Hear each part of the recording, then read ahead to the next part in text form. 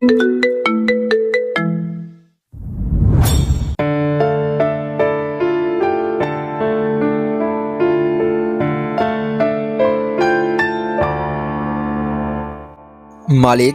আমার পরিবার খুব সংকটে আছে।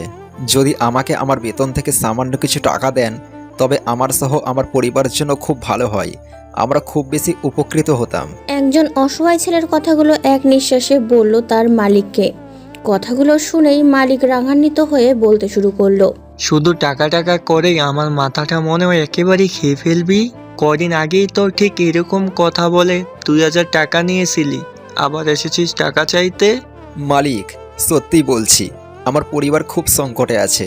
খাওয়ার মতো বাড়িতে কিছুই নেই। প্লিজ মালিক, সামান্য কিছু টাকা দেন। এইসব ন্যাকামি কথাবার্তা আর কান্নাকাটি করে কোনো লাভ নাই। আমার কাছে এখন টাকা নেই, যা বাগ এখান থেকে, নিজের কাজ কর গিয়ে। কথাগুলো বলে মালিক আমার ঘাড় চটকিয়ে চলে গেল। আমি চোখের পানি মুছে মনের ভিতর অনেকগুলো অপ্রাসিত কষ্টে জমা রেখে নিজের কাজে মন বসাতে লাগলাম। চলুন এবার কষ্ট মিশ্রিত ছেলেটির পরিচয় দেওয়া যাক। আমি নয়ন আলী নাইম, যার সাথে এতক্ষণ কথা বললাম তিনি হলেন একজন বড় লোক। তার অনেকগুলো জমি জায়গা ও ক্ষেত লাগানো জমি আছে। আমি তার ক্ষেতে কাজ করি। মা আর ছোট বোন নিয়ে আমাদের সংসার। বাবা অনেক আগেই আমাদের ছেলে চলে গেছে। আর হ্যাঁ, আমি কাজের পাশাপাশি টুকটাক লেখাপড়াও করি। এবার এন্টার দ্বিতীয় বর্ষে। কাজ করতে করতে প্রায় 4টা বেজে গেছে। মালিককে বলে আমার বাসার দিকে যেতে লাগলাম। তখনই পিছন থেকে কাকি, মানে মালিকের স্ত্রী, ডাক দিল। এই নয়ন, শুনো। সামনে তাকিয়ে দেখি কাকি। ওনার কাছে গিয়ে বললাম, কিছু বলবেন কাকি? এই নে, এখানে 2000 টাকা আছে। সকালে তোমাদের সব কথা আমি শুনেছিলাম। ধন্যবাদ কাকি, আমার এত বড় সাহায্য করার জন্য। ধন্যবাদ দিতে হবে না। এখন থেকে কোনো কিছু লাগলে আমার কাছে আসবে, তোমার মালিকের কাছে যাবে না। এই সময় ওনার মাথা গরম আছে, কারণ ব্যবসায় লোকসান হয়েছে। ঠিক আছে। এই বলে কাকির কাছ থেকে বিদায় নিয়ে আমার বাসার উদ্দেশ্যে রওনা দিলাম। 10 মিনিটের মধ্যে বাসায় গিয়ে মাকে বলে খাওয়া দাওয়া করে বিশ্রাম নিতে আমার রুমে গেলাম। আমার পিছন পিছন মাও আমার কাছে এসে বলতে লাগলো, বাবা নয়ন, বাসা ভাড়ার টাকা জোগাড় করতে পেরেছো? এই নাও 2000 টাকা। ভাড়া তো 3000 টাকা। আপাতত 2000 টাকা দিয়ে বলবে, আর 1000 টাকা কিছুদিন পর দিব। ঠিক আছে। এই বলে মা আমার রুম থেকে বের হয়ে গেল। তখনই আমার ফোনে একটা কল আসলো। তাকিয়ে দেখি আমার ক্লাস ফ্রেন্ড মামুন ফোন দিয়েছে। ফোনটা রিসিভ করতেই ওদিক থেকে বলতে লাগলো, নয়ন, কেমন আছো? আলহামদুলিল্লাহ ভালো, তুমি? ভালো। তোমার পড়াশোনা কেমন চলছে? ভালো, তোমার? ভালোই। কলেজে এখন খুব ইম্পর্টেন্ট ক্লাস চলছে, সাথে স্যার ইম্পর্টেন্ট নোটসও দিচ্ছে। কাল থেকে কলেজে আই। জানিস তো আমার পরিবারের কথা। আমি যদি কাজ না করে ক্লাস করি তবে আমার পরিবারের কি হবে? আমার কাজের ভিত্তিতে তো আমাদের সংসার চলে। জানি রে। একটা কাজ কর, ইম্পর্টেন্ট নোটসগুলো সংগ্রহ করে আমার জন্যও রাখিস। আমি তোর কাছে গিয়ে নিয়ে আসবো। ওকে। বাই। এই বলে ফোনটা কেটে দিয়ে বিছানায় গা এলিয়ে দিলাম। কিছুক্ষণ পর বিছানা থেকে উঠে বই নিয়ে পড়তে বসলাম। পড়তে পড়তে রাত 9টা বেজে গেছে, তাই খাওয়া দাওয়া করে ঘুমিয়ে পড়লাম। মাঝরাতে হঠাৎ একটা মেয়েলি কণ্ঠে চিৎকারের আওয়াজে আমার ঘুম ভেঙে গেল। ধড়পড়িয়ে বিছানা থেকে উঠে রুমের বাল্বটা জ্বালিয়ে আমার ফোনটা হাতে নিয়ে জানালার কাছে গিয়ে বাইরে দেখতে লাগলাম, কারণ চিৎকারটা ঠিক আমার জানালার ওপাশ থেকে এসেছিল। জানালা দিয়ে বাইরে তাকাতেই আমি চমকে উঠি, কারণ বাইরে একটা মেয়ে ও কয়েকটা ছেলের ধস্তাধস্তি চলছে। পরক্রমেই ছেলেগুলো মেয়েটার পেটে ছুরি চালিয়ে দেয়। এই দৃশ্য দেখা মাত্রই আমি একটা চিৎকার দিয়ে বাইরে যেতে লাগলাম। আমার বাসার 3 তলায়, তাই নিচে নামতে নামতে অনেক দেরি হয়ে যায়। ছেলেগুলো পালিয়ে যায়, সাথে খুন হওয়া মেয়েটার কাছে অনেক লোকের ভিড় হয়। আমার নিচের তলার লোকসহ আশেপাশের ফ্ল্যাটের লোকগুলোও খুন হওয়া মেয়েটার চারপাশ ঘিরে ধরে রয়েছে। আমি ভিড় ঠেলে লাশটার একদম কাছে গেলাম। লাশের সারা শরীরে রক্ত আর ধস্তাধস্তির দাগ ফুটে উঠেছে। মেয়েটাকে আমরা কেউ চিনি না বা কখনো দেখিনি। ইতিমধ্যেই পুলিশ এসে লাশটাকে পর্যবেক্ষণ করে পোস্টমর্টমের জন্য নিয়ে যায়। আর সাংবাদিকেরা এসে মিথ্যা খবর বানিয়ে সোশ্যাল মিডিয়ায় নিজেদের স্বার্থে লাইক ফলোয়ারের জন্য প্রকাশ করতেছে। আমি ওখানে আরও বেশ কিছুক্ষণ থেকে আমার রুমে গিয়ে শুয়ে পড়লাম। ভোর 5টায় ঘুম থেকে উঠে ফ্রেশ হয়ে জানালা দিয়ে বাইরের দৃশ্যটা দেখতেছি। পরক্ষণে মনে হলো কাল রাতের ঘটনাটা। পুলিশ পোস্টমর্টম করে কি জানতে পারলো? পুলিশ কি খুনিদের কোনো ক্লু বের করতে পারলো? এসব ভাবছি। তখনই আমার বোন নীলা আমায় জরুরি কিসের জন্য যেন ডাক দিল। আমি নীলার কাছে গিয়ে বলতে লাগলাম, কিছু বলবি? টিভির দিকে তাকা। আমি টিভির দিকে তাকাতেই দেখি সকাল 6টার সংবাদে বলতেছে, শহরে একজন বিজনেসম্যানের পেটে ছুরি মেরে হত্যা করেছে, সাথে তার মেয়েকেও তুলে নিয়ে গিয়ে অন্য জায়গায় ঠিক একই রকমভাবে হত্যা করেছে। কে বা কারা খুন করেছে তা এখনও জানা যায়নি। পুলিশ তল্লাশি চালাচ্ছে, খুব শীঘ্রই খুনিদের খুঁজে বের করে গঠনমূলক শাস্তি দিবে। খবরটা শুনে আমি বড় একটি নিঃশ্বাস ছাড়লাম। কাল রাতে যে মেয়েটাকে আমাদের এখানে খুন করেছে, এই মেয়েটার বাবাকেও তাহলে কালকেই খুন করা হয়েছে। তখনই মা আমার কাছে এসে বলতে লাগলো, নয়ন, বাবা সাবধানে থাকবে, দেশের অবস্থা ভালো না। ঠিক আছে মা, অত চিন্তা করা লাগবে না। এই বলে খাওয়া দাওয়া করে মালিকের বাসার দিকে যেতে লাগলাম। মালিকের বাসায় পৌঁছে মালিকের সাথে কিছুক্ষণ কথা বলে খেতে কাজে লেগে পড়লাম। আমি কাজ করতেছি, হঠাৎ দেখলাম দুটি মেয়ে আমার পাশে থাকা ছোট্ট রাস্তা দিয়ে যাচ্ছে। রাস্তাটা একদম পিছলে। একটা মেয়ে হাঁটতে হাঁটতে পা পিছলে কাদায় পড়ে যেতে লাগলো। আমি দৌড়ে গিয়ে মেয়েটাকে ধরলাম যেন সে না পড়ে। মেয়েটা আমার থেকে ছাড়িয়ে নিয়ে ঠাঁস ঠাঁস করে আমার গালে জোরে কয়েকটা থাপ্পড় মারলো আর বলতে লাগলো, উফ ওয়াক, এই ছোট লোক, তুই আমাকে ধরলি কেন? আমি না ধরলে আপনি তো পা পিছলে কাদায় পড়ে যেতেন। আমি পড়ে যেতাম, তবে তোর কি? তুই আমাকে তোর ওই নোংরা হাতে ধরলি কেন? কাদায় পড়ে যাওয়া ভালো, তবে তোদের মতো ফকিনি ছোট লোকদের নোংরা হাতের ছোঁয়া অনেক খারাপ। মানুষের সাহায্য করাও অপরাধ, যার জন্য করলাম চুরি, এখন সেই বলে আমি চোর। হায় রে দুনিয়া। সরি ম্যাডাম, আমার ভুল হয়েছে, পারলে ক্ষমা করে দিবেন। এই বলে আমি নিজের কাজে মনোযোগ দিলাম। অন্যদিকে মেয়েটা গজগজ করতে করতে অন্য মেয়েটাকে নিয়ে চলে যেতে লাগলো। কেন যে এদের মতো মডার্ন বড়লোকদের এত ভাব, একমাত্র আল্লাহই জানে। বিকাল 4টায় কাজ শেষ করে মালিকের বাসায় গিয়ে দেখি সকালকার মেয়ে দুটি আর কাকি মিলে বসে গল্প করতেছে। সকালকার পিছলে যাওয়া মেয়েটি আমাকে দেখে বলতে লাগলো, কি রে, আমাকে ফলো করে এখানে এসেছিস? তখনই কাকি বলতে লাগলো, এসব কি বলতেছিস তাসনিয়া? নয়ন কেন তোকে ফলো করে এখানে আসবে? নয়ন তো আমাদের খেতে কাজ করে। তাহলে মেয়েটার নাম তাসনিয়া? খেতে কাজ করে তো এখানে বাসার ভিতর এই কামরাটা কি করতেছে? এখন 4টা বাজে, ওর কাজ শেষ হয়েছে, তাই আমাকে বলে ওর বাসাতে যাবে। তবে তাসনিয়া, তুমি ছেলেটাকে কামলা বলছো কেন? ও তো আমাদের মতো মানুষ, ওরও তো একটা সুন্দর নাম আছে।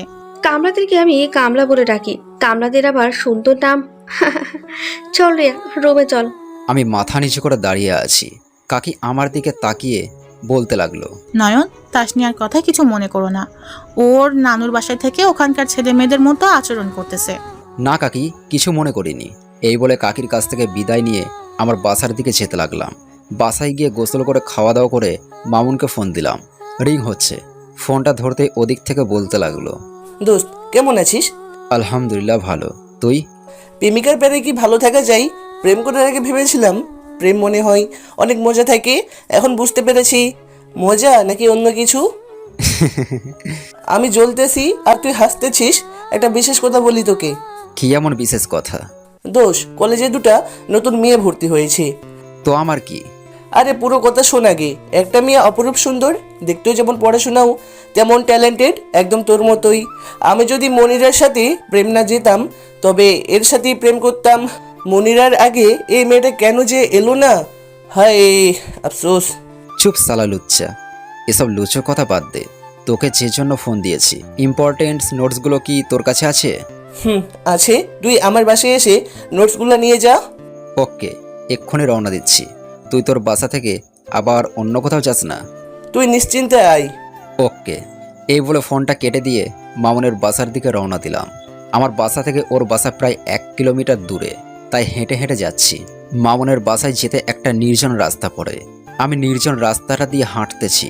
হঠাৎ একটা লোকের বাঁচাও বাঁচাও চিৎকার এসে আমার কানে পড়ল। আমি চিৎকারটা অনুসরণ করে ছুটতে লাগলাম। ছুটতে ছুটতে একটা পুরনো বিল্ডিংয়ের সামনে এসে আমি দাঁড়িয়ে পড়লাম, কারণ বিল্ডিংয়ের ভিতর থেকে চিৎকারটা আসতেছে। আমি একটা কাঠ হাতে নিয়ে বিল্ডিংয়ের ভিতর গিয়ে দেখি কয়েকটা গুন্ডা টাইপের লোক, রকি, তালিমুল, রাজু, লাবু মিলে একটা 35-36 বছরের লোককে অনবরত পিটাচ্ছে। আমি লোকগুলোর কাছে গিয়ে বলতে লাগলাম, ভাই, আপনারা লোকটাকে এভাবে মারতেছেন কেন? সেই কৈফিয়ত কি তোকে দিতে হবে? দিতে হবে। আপনারা অন্যায়ভাবে একটা লোককে মারতে পারেন না। আমার কথা শুনে লাবু উচ্চস্বরে হাসি দিয়ে বলতে থাকে, ওই রকি, বস আইছে, বসকে নাকি আমাদের ব্যাপারে কৈফিয়ত দিতে হবে। বসকে ভালোভাবে একটু আপ্যায়ন করতো। লাবু এই কথা বলা মাত্রই রকি, তালিমুল, রাজু হাতে লাঠি নিয়ে আমাকে মারতে আসলো। আমিও কম কিসে, আমার হাতে থাকা কাঠটা দিয়ে লাবু সহ সবাইকে এমন মার মারছি ওরা সবাই মায়ের চোটে পালিয়ে যায়। আমি তাকিয়ে দেখি মার খাওয়া লোকটি আমার দিকে অবাক দৃষ্টিতে তাকিয়ে আছে। আমি লোকটার কাছে গিয়ে বলতে লাগলাম, আপনি কি ঠিক আছেন তো? ঠিক আছে। আপনার কোনো ভয় নেই? ওদের এমন মার মারছি ওরা আপনার সামনে আসার আগে 10 বার ভাববে। আমার তো কোনো ভয় নেই, ভয় হবে এখন থেকে তোমার জন্য। মানে? তুমি যে লোকগুলোকে মেরেছো, তুমি কি তাদেরকে চেনো? জি না, ওদের তো কখনো দেখিনি। ওরা হলো প্রিন্সের লোক। ওরা এখন থেকে তোমার উপর আক্রমণ করা শুরু করবে। প্রিন্সের লোক? আচ্ছা, আপনাকে কেন ওরা মারতে ছিল? আমি হলাম প্রিন্সের বিপক্ষী দলের লোক, তাই ওরা আমাকে মারতে চায়। তুমি না বাঁচালে আমাকে হয়তো ওরা এতক্ষণে মেরেই ফেলতো। ধন্যবাদ তোমাকে। মানুষের বিপদেই তো মানুষ এগিয়ে আসবে। আপনার বাসা কোথায়? চলুন আপনাকে পৌঁছে দিয়ে আসি। না, লাগবে না, আমি একাই যেতে পারবো। আর হ্যাঁ, তুমি সাবধানে থাকবে। ওকে। এই বলে আমি মামুনের বাসার দিকে রওনা দিলাম। প্রায় 10 মিনিটের মধ্যে ওর বাসার গেটে পৌঁছে কলিং বেল বাজাতেই ভিতর থেকে মামুনের বোন জান্নাত দরজাটা খুলে দিয়ে আমাকে দেখতেই বলতে লাগলো, আরে নয়ন ভাইয়া যে, কতদিন পর আমাদের এখানে আসলেন। তো কেমন আছেন ভাইয়া? আলহামদুলিল্লাহ ভালো আছি, তুমি কেমন আছো? ভালো আছি। ভাইয়াও রুমে আছে, গিয়ে দেখা করেন। হুম। আমি মামুনের রুমে গিয়ে দেখি মামুন ফোনে কার সাথে যেন কথা বলতেছে। আমি মামুনের একদম কাছে গিয়ে দাঁড়িয়ে আছি, কিন্তু তার কোনো ভ্রুক্ষেপ নেই। হয়তো সে আমাকে খেয়াল করেনি। আমিও কোনো কথা বললাম না, তার বিছানায় আস্তে করে বসে পড়লাম। বিছানায় বসাতে সে পিছনে ঘুরে আমাকে দেখে ফোনটা কেটে দিয়ে বলল, কি রে, কখন এলি? এ তো কিছুক্ষণ হলো। তো রুমে এসে দেখি তুই ফোনে কথা বলায় ব্যস্ত। ব্যস্ত নয় রে, জিএফ এর প্যারা। তোর এই প্যারা প্যারা শুনতে আর ভালো লাগতেছে না। নোটসগুলো কই? এই নে ধর। আমি নোটসগুলো হাতে নিয়ে দেখতে লাগলাম। কিছুক্ষণ নোটসগুলো দেখে মামুনকে করুণ গলায় আস্তে করে বললাম, নোটসগুলো নিতে কত টাকা পড়েছে রে? 350 টাকা পড়েছে। আমার কাছে তো এখন অতগুলো টাকা নেই, 100 টাকা আছে, আর বাকি টাকাটা কয়েকদিন পরে দিয়ে দিব। এই কথা বলাতে মামুন রাগী লোক নিয়ে আমার দিকে তাকিয়ে রাগী গলায় বলতে লাগলো, তোর কাছ থেকে টাকা গিয়ে চেয়েছি, টাকা পকেটে রাখ। আর আন্টি ও নীলা কেমন আছে? আলহামদুলিল্লাহ ভালো আছে। এখন আমি যাই। রাতের ডিনার করে যাস। না রে, মাকে কিছুই বলে আসিনি। Okay bye. এই বলে আমার বাসায় চলে গেলাম। বাসায় গিয়ে খাওয়া দাওয়া করে ঘুমিয়ে পড়লাম। প্রতিদিনের মতো সকাল থেকে ঘুম থেকে উঠে খাওয়া দাওয়া করে মালিকের বাসায় চলে গেলাম। কাল রাতে বৃষ্টি হয়েছিল, তাই রাস্তাঘাট পিছল হয়ে গেছে। আমি মালিকের বাসায় গিয়ে মালিকের সাথে কথা বলে আমার কাজে যাচ্ছি। তখনই হঠাৎ পিছলে কিসের উপর যেন পড়লাম। তাকিয়ে দেখি মালিকের মেয়ে তাসনিয়া। আমি ধর পড়িয়ে তাসনিয়ার উপর থেকে উঠতে তাসনিয়া ঠাস ঠাস করে আমার গালে কষে কয়েকটা থাপ্পড় মারলো আর উচ্চস্বরে চিল্লিয়ে বলতে লাগলো, কুত্তার বাচ্চা, দেখে চলতে পারিস না? মেয়ে মানুষ দেখলে কি ধাক্কা উপরে পড়তে মন চায়? ম্যাডাম, মাটি পা পিছলে গিয়েছিলাম, তাই নিজেকে কন্ট্রোল করতে না পেরে। থাম, আর বলতে হবে না। তোদের মতো ফকিনি কামলাদের আমি ভালো করে চিনি। আজই তোকে আমাদের বাসা থেকে বের করে দেব। প্লিজ ম্যাডাম, এরকম করবেন না। আমি সত্যি পা পিছলে পড়ে গেছি, বিশ্বাস করেন। তখনই মালিক বাইরে বের হয়ে তাসনিয়াকে বলতে লাগলো, তাসনিয়া মামুনি, কি হয়েছে? আর তোর কপালে কাদা কেন? তাসনিয়া স্যাড লোক নিয়ে কান্নামাখা কণ্ঠে বলতে লাগলো, পাপ্পা, এই কুত্তা অশিক্ষিত মূর্খ কামলার বাচ্চা কামলাটা আমাকে ধাক্কা দিয়ে কাদায় ফেলে দিয়েছে। বিশ্বাস করুন মালিক, আমি ইচ্ছে করে এমন করিনি, পা পিছলে এমনটা হয়েছে। পাপ্পা, এই কামলাটা মিথ্যা কথা বলতেছে। ওকে আমাদের বাসা থেকে বের করে দাও। তাসনিয়া মামুনি, তুমি এখান থেকে যাও, আমি এই কুত্তার বাচ্চাটাকে উচিত শিক্ষা দিতে আসি। মালিকের কথায় তাসনিয়া চলে গেল। আর হ্যাঁ, ইতিমধ্যেই কাকি সহ রিয়া মেয়েটিও এখান থেকে উপস্থিত হয়েছে। মালিক তার প্যান্টের বেল খুলে আমার দিকে আসতে লাগলো। তখনই কাকি বলতে লাগলো, কি করছো? ছেলেটাকে মারবে নাকি? হয়তো সে ভুল করেছে, তাকে ক্ষমা করে দাও। কাকির কথায় মালিক কোনো উত্তর না দিয়ে আমার কাছে এসে বেল দিয়ে উড়াধরা পিটাতে লাগলো আর বলতে লাগলো, তোর এত বড় সাহস, তুই আমার মেয়েকে ধাক্কা মেরে কাদায় ফেলে দিয়েছিস? তোকে আজকেই মেরে ফেলবো। আমি মায়ের ব্যথায় উচ্চস্বরে কান্না করছি আর বলতেছি, মালিক বিশ্বাস করেন, আমি ইচ্ছে করে এমন করিনি, কিন্তু মালিক আমার কথায় পাত্তা না দিয়ে মেরেই চলতেছে। এদিকে কাকি মালিককে থামাতে প্রচুর চেষ্টা করতেছে। একসময় মালিক আমাকে মার বাদ দিয়ে ঘাড় চটকানি দিয়ে বাসার গেট থেকে বের করে দিয়ে বলতে লাগলো, তোর মতো কুত্তাকে আর আমার বাসায় কাজ করার কোনো দরকার নেই, যা বেরিয়ে। মালিক আপনার পায়ে পড়ছি, দয়া করে আমাকে বের করে দিবেন না। আমার কথায় মালিক কোনো পাত্তা না দিয়ে আমার মুখের উপরে গেট বন্ধ করে দিল। আমার সারা শরীরে অনেক ব্যথা, কোনো কোনো জায়গা থেকে রক্তও পড়তেছে, ভালো মতো হাঁটতেও পারতেছি না। তবুও অনেক কষ্ট করে হেঁটে হেঁটে আমার বাসায় এলাম। মা আমাকে এমন অবস্থায় দেখে উচ্চস্বরে একটা চিৎকার দিয়ে দৌড়ে আমার কাছে এসে কান্নামাখা কণ্ঠে বলতে লাগলো, নয়ন বাবা, তোর এ কি অবস্থা হয়েছে? কে তোকে এরকম ভাবে মেরেছে? মায়ের কথায় কোনো জবাব না দিয়ে আস্তে আস্তে হেঁটে গিয়ে একটা চেয়ার টেনে নিয়ে ধপ করে চেয়ারে বসে পড়লাম। মা আমার পিছনে পিছনে আসলো, আমাকে চুপ করে থাকা দেখে আবার বলতে লাগলো, কি হয়েছে বাবা? আমাকে সবকিছু খুলে বল। কে তোকে এরকম ভাবে মেরেছে? আমি কিছুক্ষণ চুপ করে থেকে মায়ের দিকে তাকিয়ে দেখি মায়ের চোখ থেকে পানি পড়তেছে। আমি মাকে উদ্দেশ্য করে আমার সাথে ঘটে যাওয়া সব কিছু কথা বললাম। আমার কথাগুলো শুনে মা বলতে লাগলো, বড় লোকরা কখনোই আমাদের মতো মানুষদের বোঝে না। এখনই তোর মালিকের কাছে গিয়ে প্রতিবাদ করব। মা যা হবার হয়েছে এসব ভুলে যাও, আর নীলাকে এই বিষয়ে কিছু বলো না, ও কষ্ট পাবে। ঠিক আছে, তুই ফ্রেশ হয়ে শুয়ে পড়। এই বলে আমি ফ্রেশ হয়ে আমার রুমে গিয়ে বিছানায় গা এলিয়ে দিলাম। শুনেছি ঘুমালে নাকি মন পরিষ্কার হয়, কিন্তু যখনই চোখ দুটো বন্ধ করতেছি তখনই আমার চোখের সামনে ভেসে আসছে তাসনিয়ার মিথ্যা কথা আর মালিকের করা অপমান। আর ঘুমাতে চেষ্টা না করে ভাবতেছি এখন কি কাজ করে আমাদের সংসারটা চালাবো। তখনই মনে পড়লো মামুনের কথা। ফোনটা হাতে নিয়ে মামুনকে ফোন দিলাম। রিং হচ্ছে। ফোনটা ধরতেই ওদিক থেকে বলতে লাগলো, কি ব্যাপার নয়ন, হঠাৎ এই সময় ফোন দিলি? কিছু না, তোর সাথে জরুরি কিছু কথা ছিল, দেখা করতে পারবি? পারবো, তবে তোর কণ্ঠটা যেন কেমন কেমন লাগতেছে। তেমন কিছু না, সামান্য একটুর জন্য এসেছে। ও, আমি তোর বাসায় এদিকে আছি, তোর বাসায় আসতেছি। Okay I.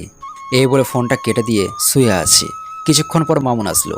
মামুন এসে আমার দিকে কিছুক্ষণ তাকিয়ে থেকে বলল, নয়ন, তোর মুখে হাতে মায়ের দাগ কেন? কি হয়েছে? কই কিছুই তো হয়নি। আমি তোকে বলতে বলেছি, সব কিছু খুলে বল। আমি মামুনকে সব কিছু খুলে বললাম। লক্ষ্য করলাম মামুনের চোখ থেকে পানি পড়তেছে। মামুন আমার সব কথা শুনে রেগে বলল, তোর মালিকের বাসা কই? আমাকে নিয়ে চল। মামুন শান্ত হ, এসব কথা বাদ দাও। তোমাকে যে জন্য ডেকেছি, আসলে আমার একটা কাজ দরকার। যে কোনো কাজ হলে চলবে। কাজ তো অনেক আছে। আচ্ছা, তুই কি ক্লাস 5-এর শিক্ষার্থীদের টিউশনি করাতে পারবি? পারবো। কয়েক মাস আগেও তো করেছিলাম। তাহলে তো কোনো সমস্যা নেই। কালকে সুস্থ হলে কলেজে আসবি, ওখানে সব কথা পাকাপাকি হবে। ওকে, থ্যাঙ্কস দোস্ত। বন্ধুদের মাঝে নো সরি নো থ্যাঙ্কস। ভালো থেকো, বাই। এই বলে মামুন চলে গেল। শুয়ে শুয়ে আজকের দিন চলে গেলে সূর্যটা মেঘের আড়ালে ডুবে গেল। চারদিকে অন্ধকার নেমে এলো। রাতের খাবার খেয়ে ঘুমিয়ে পড়লাম। পরের দিন সকালে ঘুম থেকে উঠে ফ্রেশ হয়ে খাবার টেবিলে গিয়ে খাওয়া দাওয়া শেষ করে মাকে বললাম, আমি একটা টিউশনির খোঁজ পেয়েছি, আজ থেকে টিউশনি করাবো। মা খুশি হলো। আমি আমার রুমে গিয়ে কলেজের ব্যাগটা কাঁধে নিয়ে হেঁটে হেঁটে কলেজের দিকে যেতে লাগলাম। আমাদের বাসা থেকে কলেজ বেশি দূরে না, প্রায় 15 দিন পর আজকে কলেজে যাচ্ছি।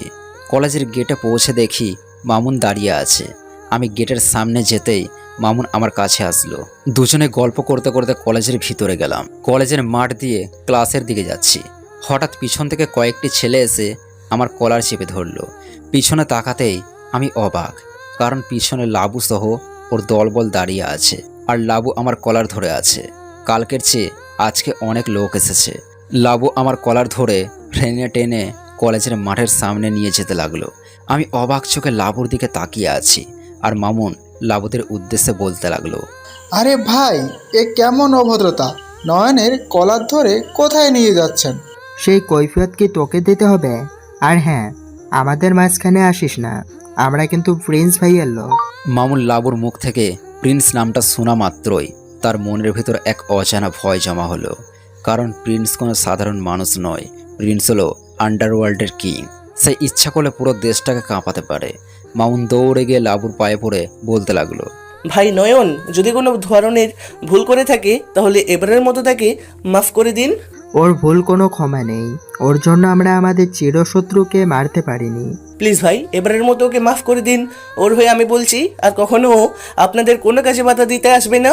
লাবু কিছুক্ষণ কি যেন ভেবে আমার কলার ছেড়ে দিয়ে বলতে লাগলো, ঠিক আছে, এবারের মতো ওকে ক্ষমা করে দিলাম। নেক্সট টাইম যদি আমাদের মাঝে আসে তখন কিন্তু আর ছেড়ে দিব না। এই বলে লাবু ও তার দলবল চলে যেতে লাগলো।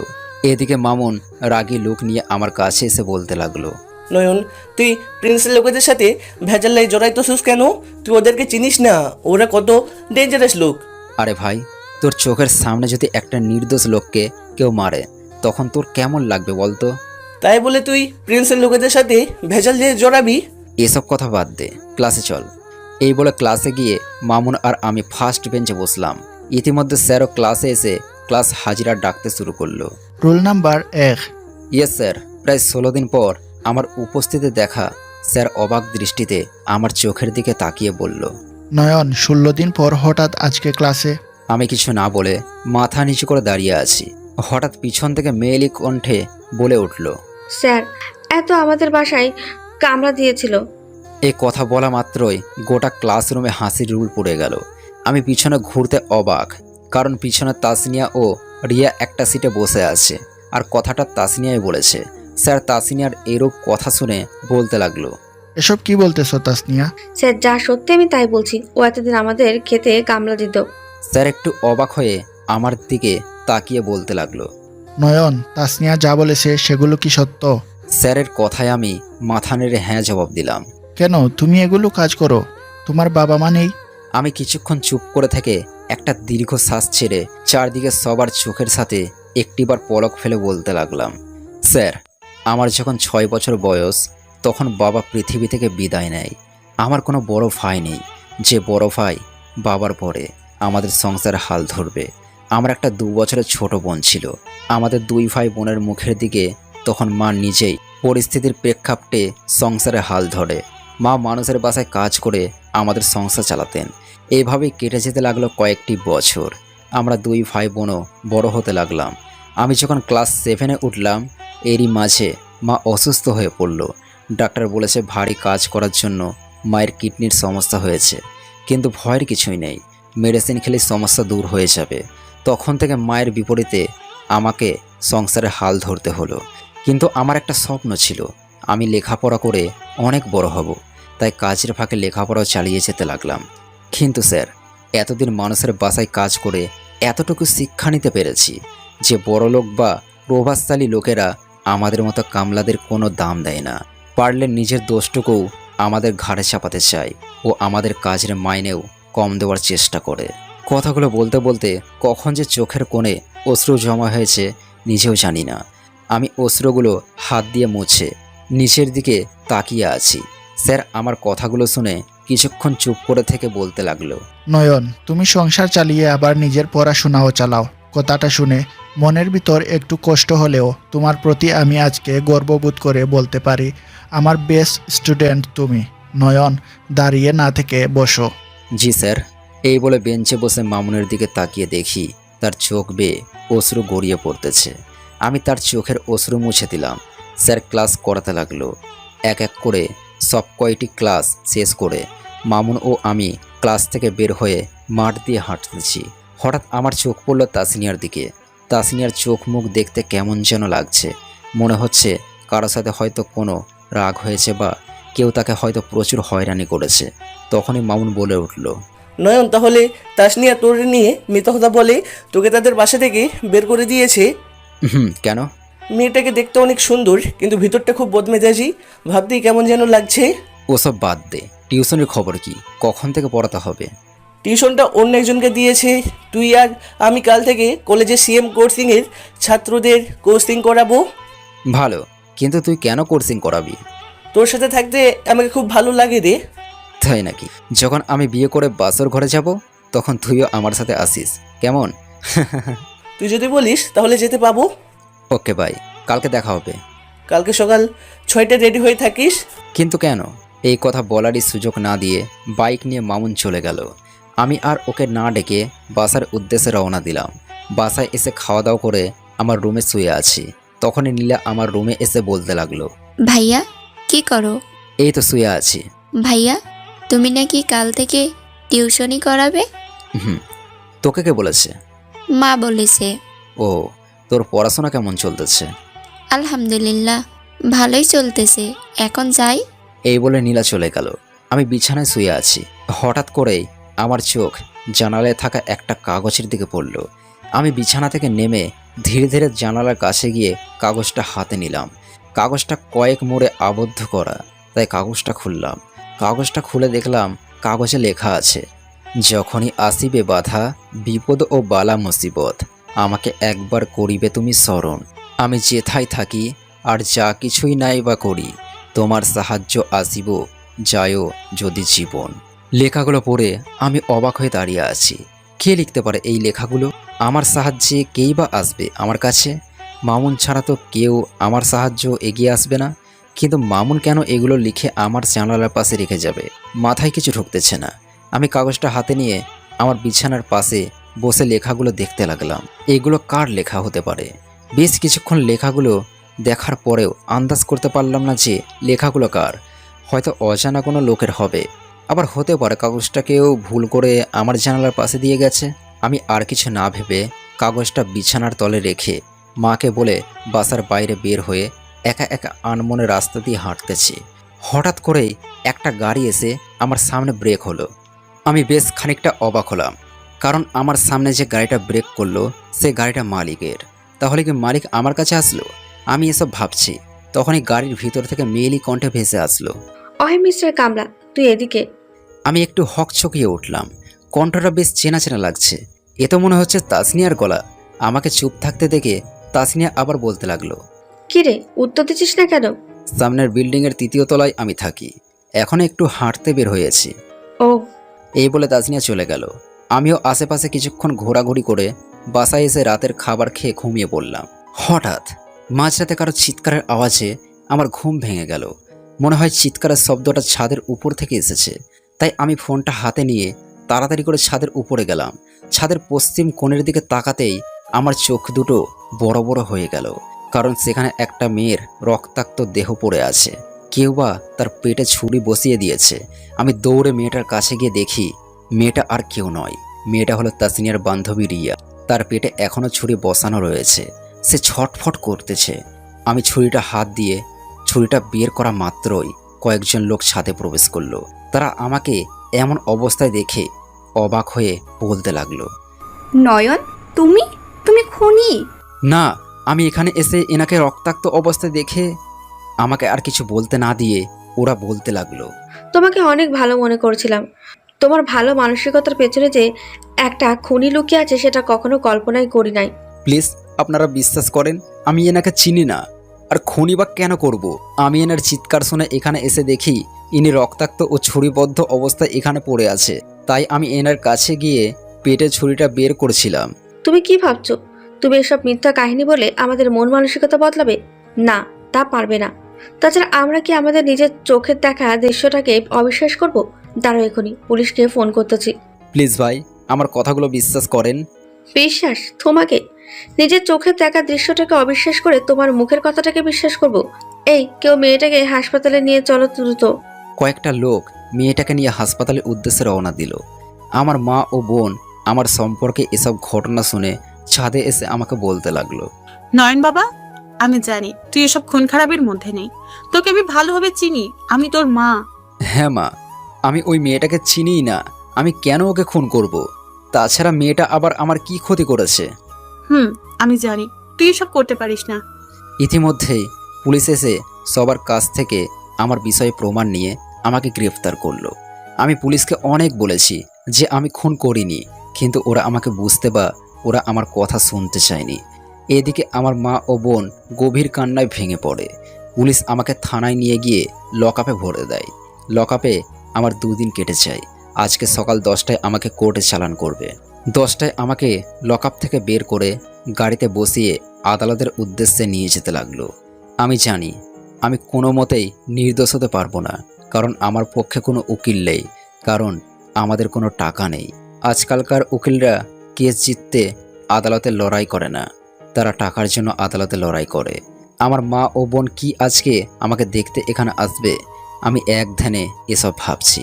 তখনই একজন পুলিশ এসে বলল, এখন গাড়ি থেকে নেমে পড়ো, আদালতে এসে পড়েছি। পুলিশের কথায় আমার ধ্যান ভেঙে গেল। আমি গাড়ি থেকে নামলাম। ওরা আমাকে আদালতের ভিতরে প্রবেশ করিয়ে কাঠগড়ায় দাঁড় করিয়ে দেয়। কিছুক্ষণ পর জজ আসলে বিপক্ষে দলের উকিল নিজের মতো বানানো কথা বলে আর প্রমাণস্বরূপ কালকের লোকদের দেখিয়ে দেয়, যারা সত্যটা দেখেনি। আমার পক্ষে কোনো উকিল নেই, সেই জন্য জজ আমাকে প্রশ্ন করলেন, তোমার বিপক্ষ দলের লোকেরা যা বলেছে তা কি সত্যি? মাই লর্ড, আমি আগেই বলেছি, এখনও বলবো, আমি মেয়েটাকে খুন করিনি। মেয়েটার চিৎকার শুনে আমি ছাদে এসে মেয়েটাকে রক্তাক্ত ও ছুরিবদ্ধ অবস্থায় দেখে তার ছুরিটা বের করতেছিলাম, যাতে তার কষ্টটা কম হয়। তখনই ওরা চলে এসে আমাকে উল্টাপাল্টা কথাবার্তা বলা শুরু করে। তোমার কাছে কি তোমার কথার কোনো প্রমাণ আছে? জি না, নেই মাই লর্ড, তবে আমি একটা কথা উচ্চস্বরে বলতে পারি, সত্যের পথে থাকলে আমার কিছুই হবে না। আগে যে খুনগুলো হয়েছে সেগুলো মিস্টার নয়ন করেছে, প্রতিপক্ষ উকিল তার প্রমাণ দিয়েছে। তাছাড়া সব খুনগুলোই একই ধরনের। সেই প্রেক্ষাপটে মিস্টার নয়নকে সব খুনগুলোর অভিযোগে 144 নম্বর ধারায় অভিযুক্ত করে ফাঁসির রায় দেওয়া হলো। উক্ত 23/2/2022 রাত 12টায় তার ফাঁসির রায় ধার্য করা হলো। এই বলে জর্জ নিজের আসন পরিত্যাগ করলো। আমি জোরে চিৎকার দিয়ে বলতে লাগলাম, আমি খুন করিনি, আমি খুনি নই। সত্য পথে থাকলে ইনশাল্লাহ আমি আবার আপনাদের সবার মাঝে ফিরে আসব। তখনই আমার পিছন থেকে তাসনিয়া বলতে লাগলো, তোর তো ফাঁসির রায় হয়ে গেছে, তুই আবার ফিরে আসতে পারবি? তবে তোকে একটা প্রশ্ন করতে চাই, তুই কেন রিয়াকে খুন করলি? আমি কতবার বলবো আমি রিয়াকে খুন করিনি, তাছাড়া কেনই বা আমি তাকে খুন করব? সে তো আমার কোনো ক্ষতি করেনি। সে তো তোমার কোনো ক্ষতি করেনি, আমি তো করেছি। মানে কি বলতে চাচ্ছেন আপনি? যে কথাটা তোর মনে বাসা পেতে রয়েছে, মানে তুই আমার উপর প্রতিশোধ নেওয়ার জন্য রিয়াকে খুন করেছিস। আপনার এই ধারণাটা মিথ্যা। না আমি ওকে খুন করেছি, না আমি কারো থেকে প্রতিশোধ নিতে চেয়েছি। তাসনিয়াকে আর কিছু বলতে পুলিশ আমাকে নিয়ে গাড়িতে ওঠাতে যাবে, তখনই একটা পিচ্ছি মেয়ে পিছন থেকে চুপ করে আমার হাতে একটা কাগজ ধরিয়ে দেয়, দৌড়ে চলে গেল। আমি মেয়েটার দিকে তাকিয়ে, কে এই মেয়ে, আর কেনই বা এই কাগজটা আমাকে ধরিয়ে দিল, আর এই কাগজে কী বা লেখা আছে? পুলিশ গাড়িতে আমায় ওঠায়ে গাড়ির টান দিল। আমি চুপ করে আস্তে আস্তে কাগজটা মেলে দেখি কাগজে লেখা আছে, ভয়ের কোনো কারণ নেই, তোমার ফাঁসি কেউ দিতে পারবে না। আমি লেখাটা পুরো ভাবতে লাগলাম, সত্যিই কি আমার ফাঁসি হবে না? যদি আমি সত্যের পথে থাকি তবে সৃষ্টিকর্তাই আমায় রক্ষা করবে। পুলিশ আমায় থানায় নিয়ে গিয়ে লকআপে আটকে দেয়। 2 দিন পর আমার ফাঁসি হবে, এই ভেবে আমার মনে কোনো ভয় নেই। আমার ভয় শুধু মা আর বোনকে নিয়ে। তারা আজকে আদালতে আমাকে দেখতে এলো না। আমার যদি ফাঁসি হয় তবে তাদের দেখাশোনা কে করবে? আর এখন তারা কি করছে? ওদের কথা ভাবতেই চোখ দিয়ে অঝরে অশ্রু গড়িয়ে গড়িয়ে পড়তেছে। তখনই মামুন আমার লকআপের সামনে এসে বলতে লাগলো, নাইম কেমন আছিস? ভালো আর কই আছি, মানুষের মিথ্যা দেখার কারণে আমার ফাঁসি হতে চলেছে। মামুন, মা আর নীলা কেমন আছে রে? আর তারা এখন কই? মামুনের চোখ থেকে অশ্রু গড়িয়ে গড়িয়ে পড়তেছে।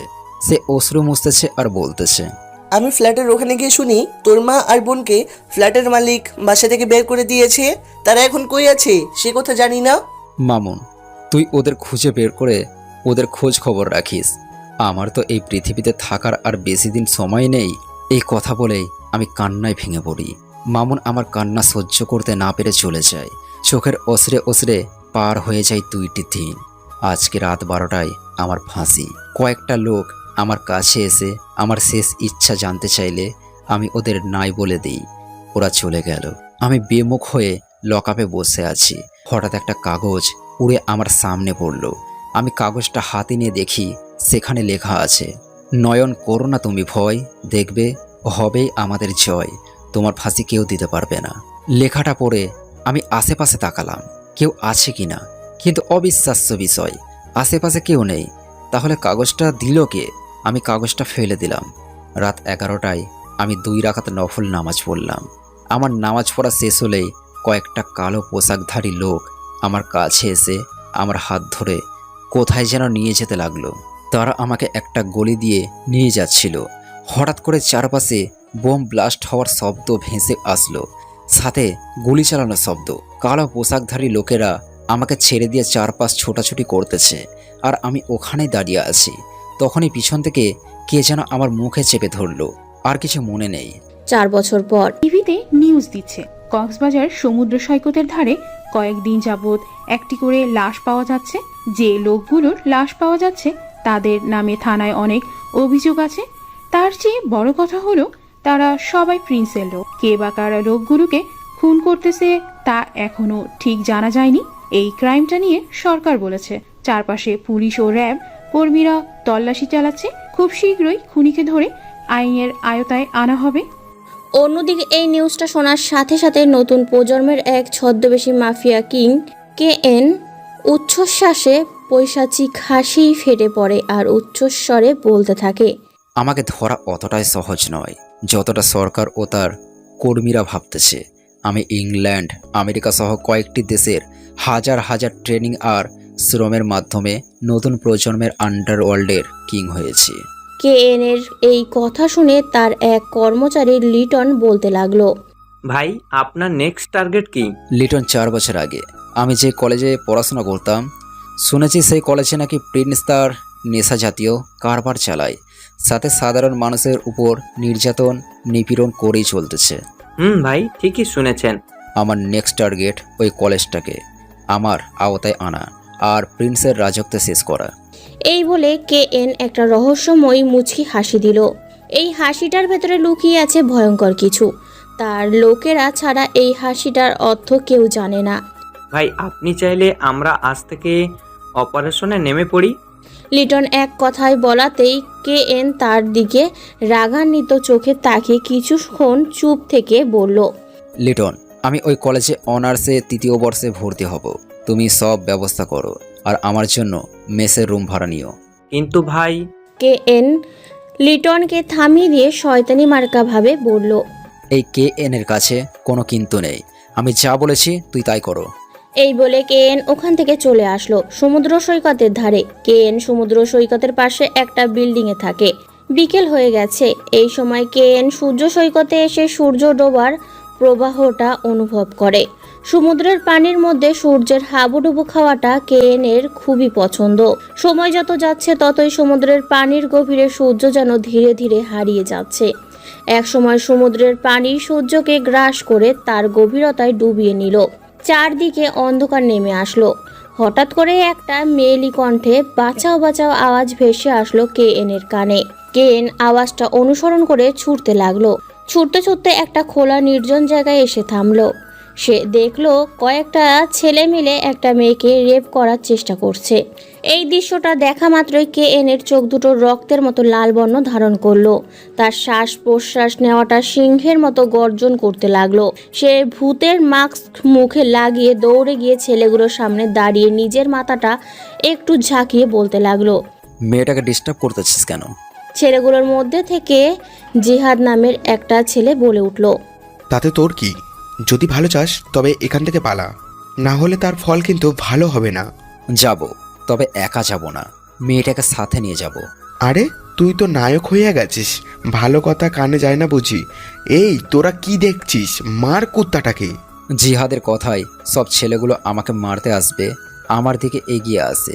আমি আমার প্যান্টের পকেট থেকে রাইফেল বের করে ঠাস ঠাস করে গুলি করে ওদের সবাইকে মাটিতে শুইয়ে দিলাম। এখন শুধু জিহাদ একাই বেঁচে আছে। জিহাদ ওর সঙ্গীদের গুলিবদ্ধ দেহগুলো মাটিতে দেখেই দৌড়ে পালিয়ে যেতে লাগলো। আমি ওর পায়ে গুলি করে দিলাম। ও মাটিতে পড়ে পা ধরে কাতরাতে কাতরাতে আমাকে বলে, প্লিজ ভাই আমাকে ক্ষমা করে দে, কথা দিচ্ছি আর কোনো দিন কখনো কোনো মেয়ের দিকে চোখ তুলে তাকাবো না। মৃত্যু যখন খুব নিকটে আসে তখন ক্ষমা চেয়েও কোনো লাভ হয় না। বাই দ্য ওয়ে, এখন তোর পরপারে যাওয়ার সময় এসে গেছে। এই বলে ঠাস ঠাস করে গুলি করে ওকে পরপারে পাঠিয়ে দিলাম। আমি মেয়েটার দিকে তাকিয়ে দেখি মেয়েটা ভয়ে চুপসে গেছে। আমি মেয়েটার কাছে গিয়ে বললাম, এত রাতে এখানে কি করেন? আমি সামনের বিল্ডিংয়ের 4র্থ তলায় থাকি। এদিকে একটু হাঁটতে আসছিলাম, হঠাৎ করে ওরা এসে। আর কখনো একা একা কোথাও যাবেন না, আশেপাশের অবস্থা খুবই খারাপ। এই বলে আমি আমার বাসায় এসে আমার ল্যাপটপটা অন করে আমার 10টা নকল পরিচয়পত্র বানালাম। তারপর লিটনকে ফোন করে বললাম নির্জন জায়গার লাশগুলো যেন সমুদ্রের ধারে ফেলে দেওয়া আছে। এখন রাত 8টা বাজে। রাতের খাওয়া দাওয়া করে শুয়ে আছি। চোখে কেন জানি আজকে ঘুম নেই। মা আর বোনের কথা মনে পড়তেছে। তারা কেমন আছে? আর তারা হয়তো আমাকে ভুলেই গেছে। ওদের কথা মনে উঠতেই নিজের অজান্তেই চোখ থেকে কয়েক ফোঁটা অশ্রু গড়িয়ে পড়ল। আমি আর শুয়ে না থেকে বিছানা থেকে উঠে ব্যালকনিতে দাঁড়িয়ে আনমনে বাইরের দিকে তাকিয়ে আছি, আর মা ও বোনের কথা ভেবে নীরবের চোখের অশ্রু ফেলছি। কিছুক্ষণ এভাবে দাঁড়িয়ে থেকে বিছানায় গিয়ে গা এলিয়ে দিলাম। সকাল 7টায় ঘুম ভাঙল। ঘুম থেকে উঠে ফ্রেশ হয়ে নাস্তা করে ব্যালকনিতে দাঁড়িয়ে সিগারেট টানছি। হঠাৎ করে পিছন থেকে কে যেন আমার ঘাড়ে হাত রাখলো। পিছনে তাকিয়ে দেখি লিটন।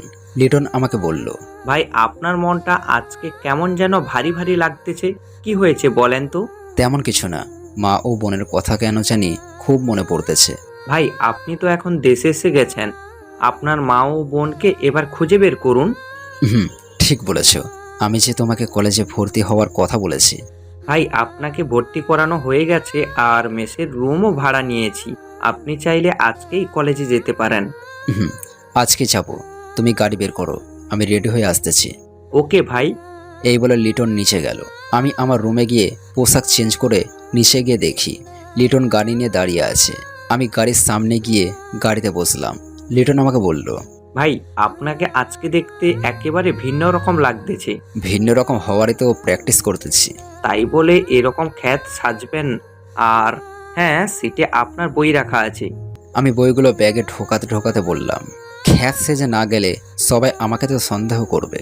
ভাই আপনি একেবারেই জিনিয়াস। আমরা প্রায় কলেজের কাছাকাছি এসে গেছি। আমি লিটনকে একটু দূরে গাড়ি থামাতে বললে সে একটু দূরে গাড়ি থামায়। আমি গাড়ি থেকে নেমে ওকে পাঠিয়ে দিয়ে কলেজের দিকে যাচ্ছি। পরনে পুরনো ময়লা ভরানো প্যান্ট ও শার্ট, কাঁধে একটা ছেঁড়া পুরনো ব্যাগ, চোখে মোটা ফ্রেমের চশমা দেখে মনে হচ্ছে খ্যাত থেকে কামলা হয়ে উঠেছি। যাই হোক, আমি কলেজের গেট দিয়ে ভিতরে প্রবেশ করে বড় একটা নিঃশ্বাস ফেলে চারদিকে একবার করে চোখ বুলিয়ে নিলাম। সামনের দিকে হাঁটতে লাগলাম। হঠাৎ করে কিসের সাথে যেন ধাক্কা খেয়ে মাটিতে পড়ে গেলাম। মাটি থেকে উঠতেই একটা মেয়ে বলতে লাগলো, আরে ভাই আপনার লাগেনি তো? আসলে আমি সরি, দেখতে পাইনি। মেয়েটাকে কেমন যেন চেনা চেনা লাগতেছে। আর এই মেয়েটাকে তো কালকে আমি বাঁচিয়েছি, কিন্তু এখানে কি করতেছে? আমি চুপ থাকতে দেখে মেয়েটা আবার বলতে লাগলো, কি হলো ভাইয়া, উত্তর দিচ্ছেন না কেন? না মানে লাগেনি। আর আপনার লাগেনি তো? না, লাগেনি।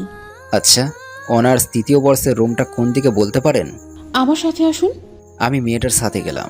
মেয়েটা আমাকে অনার্স 3য় বর্ষের রুম দেখিয়ে দিয়ে ও 2য় বর্ষে রুমে গেল। আমি ক্লাসরুমে প্রবেশ করে ফার্স্ট বেঞ্চটাতে বসলাম। লক্ষ্য করলাম ক্লাসের সবাই আমার দিকে কেমন যেন আর চোখে তাকাচ্ছে। আমি সেদিকে লক্ষ্য না দিয়ে নিজের মতো বসে আছি। কিছুক্ষণ পর একটা ছেলে ক্লাসরুমে প্রবেশ করলো। ছেলেটাকে দেখতেই আমার শরীরটা কেমন যেন উৎফুল্লভাবে কেঁপে উঠল। 4 বছর আগে এই মুখটা দেখেছিলাম। 4 বছর আগে এই মুখটাই আমাকে অনেক অনুপ্রেরণা ও শক্তি ও সাহায্য করত, অনেক ভালোবাসত। আজ কতদিন পর সেই চিরচেনা মুখটাকে আমি দেখলাম। মুখটা আর কার নয়, মুখটা হলো আমার প্রিয় বন্ধু মামুনের।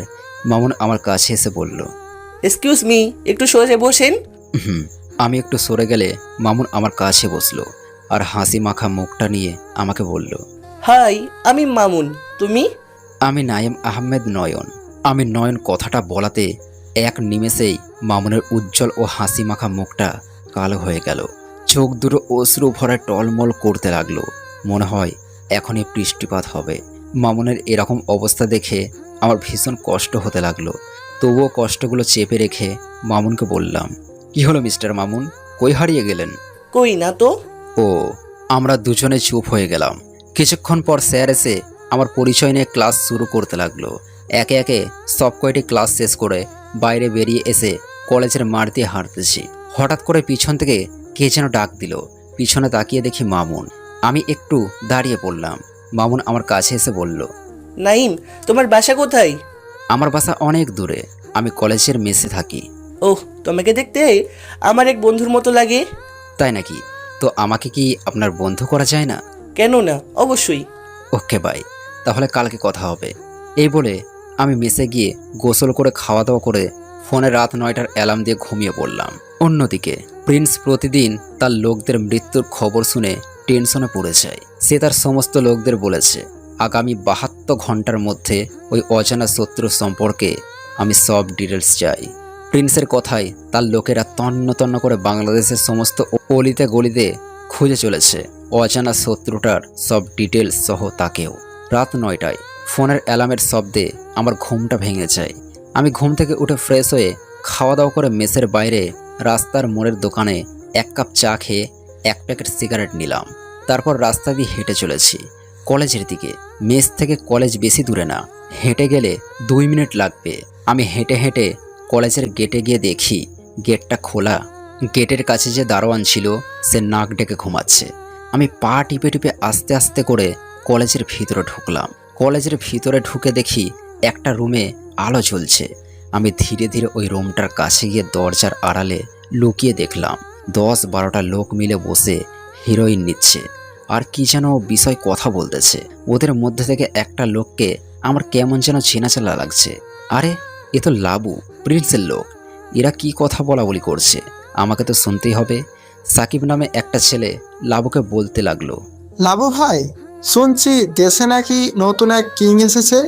সে নাকি প্রতিদিন আমাদের লোকেদের মেরেই চলছে। ঠিকই শুনেছিস, কিন্তু ওই কিং প্রিন্স ভাইয়ের হাত থেকে আর বেশি দিন বাঁচতে পারবে না। ভাই ঠিকই বলেছেন, ওই নতুন কিং এর মরার সময় হয়ে গেছে। আমি ওদের এসব কথা শুনতেছি ও মুচকি মুচকি হাসতেছি আর মনে মনে বলতেছি আমার মরার সময় নয়, বরং প্রিন্সের আর তার লোকদের মরার সময় এসে গেছে। আমি আর ওখানে না থেকে মেসে এসে শুয়ে পড়লাম।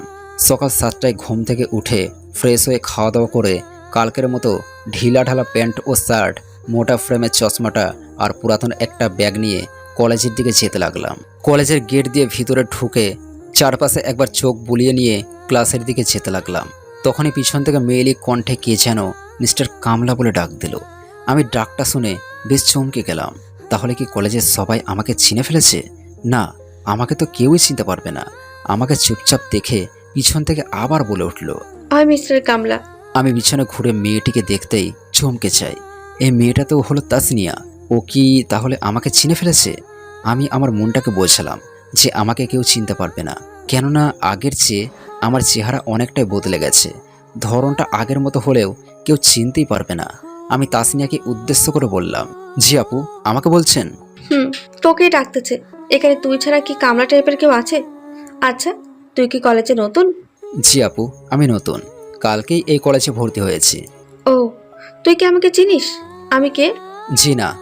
আমি হলাম এই বিভাগের উচ্চ ও সবচেয়ে টপ বিজনেসম্যান রফিক আজাদের মেয়ে। কলেজের সবাই আমাকে সম্মান দিয়ে চলে, সবাই আমার কথা মতো চলে। আজ থেকে তুইও আমাকে সম্মান দিয়ে চলবি। জি আপু।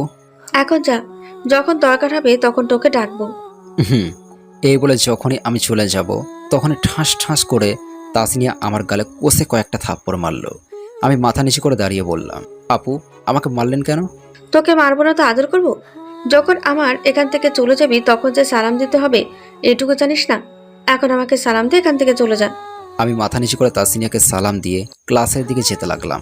ক্লাসের দিকে যাচ্ছি, মুচকি মুচকি হাসছি আর মনে মনে বলছি, মিস তাসনিয়া, আমাকে তুই যদি চিনতি তবে এরকম থাপ্পড় মারা তো দূরের কথা, আমার সাথে উঁচু গলায় কথা বলারও সাহস পেতি না। আমি ক্লাসরুমে গিয়ে দেখি মামুন প্রথম সিটে বসে আছে। আমি যাওয়াতে মামুন একটু সরে বসলো। আমি সিটে বসে মামুনকে বললাম, কেমন আছো? ভালো, তুমি কেমন আছো? আলহামদুলিল্লাহ, ভালো আছি। আমরা কথা বলতেছি, তখনই একটা মেয়ের দল ক্লাসে প্রবেশ করলো। তাদের মধ্যে তাসনিয়াও ছিল। তাসনিয়া আমাকে ক্লাসে দেখে অবাক হয়ে বলল, আরে মিস্টার কামলা, আপনি এই ক্লাসে? তাসনিয়া আমার মিস্টার কামলা বলাতে মামুন বাদ দিয়ে ক্লাসের সবাই হো হো করে হেসে উঠল। আমি মাথা নিচু করে বললাম, জি আপু, আমি এই ক্লাসে নতুন ভর্তি হয়েছি। ও ভালো, ভালো করে পড়াশোনা করবে কেমন? মামুন সাহেবের আগের বন্ধু মিস্টার কামলা।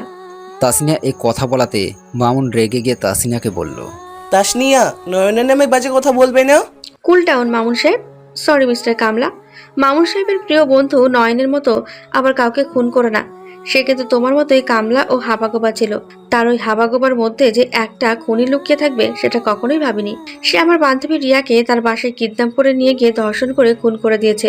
পরবর্তীতে তার ফাঁসি হয়ে গেছে। তোমার মধ্যে যদি এমন কোনো খারাপ মতলব থাকে তাহলে এখান থেকে চলে যাও, নাহলে তোমারও ফাঁসি হয়ে যেতে পারে, বুঝলে?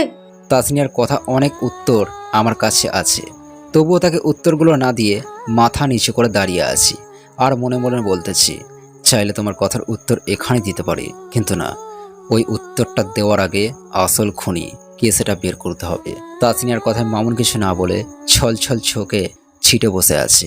ওকে দেখে মনে হচ্ছে ওর মতো অসহায় মনে হয় পৃথিবীতে আর কেউ নেই। ইতিমধ্যেই স্যার ক্লাসে আসলো আর তাসনিয়া গিয়ে তার সিটে বসলো। স্যার এসে ক্লাস করাতে লাগলো।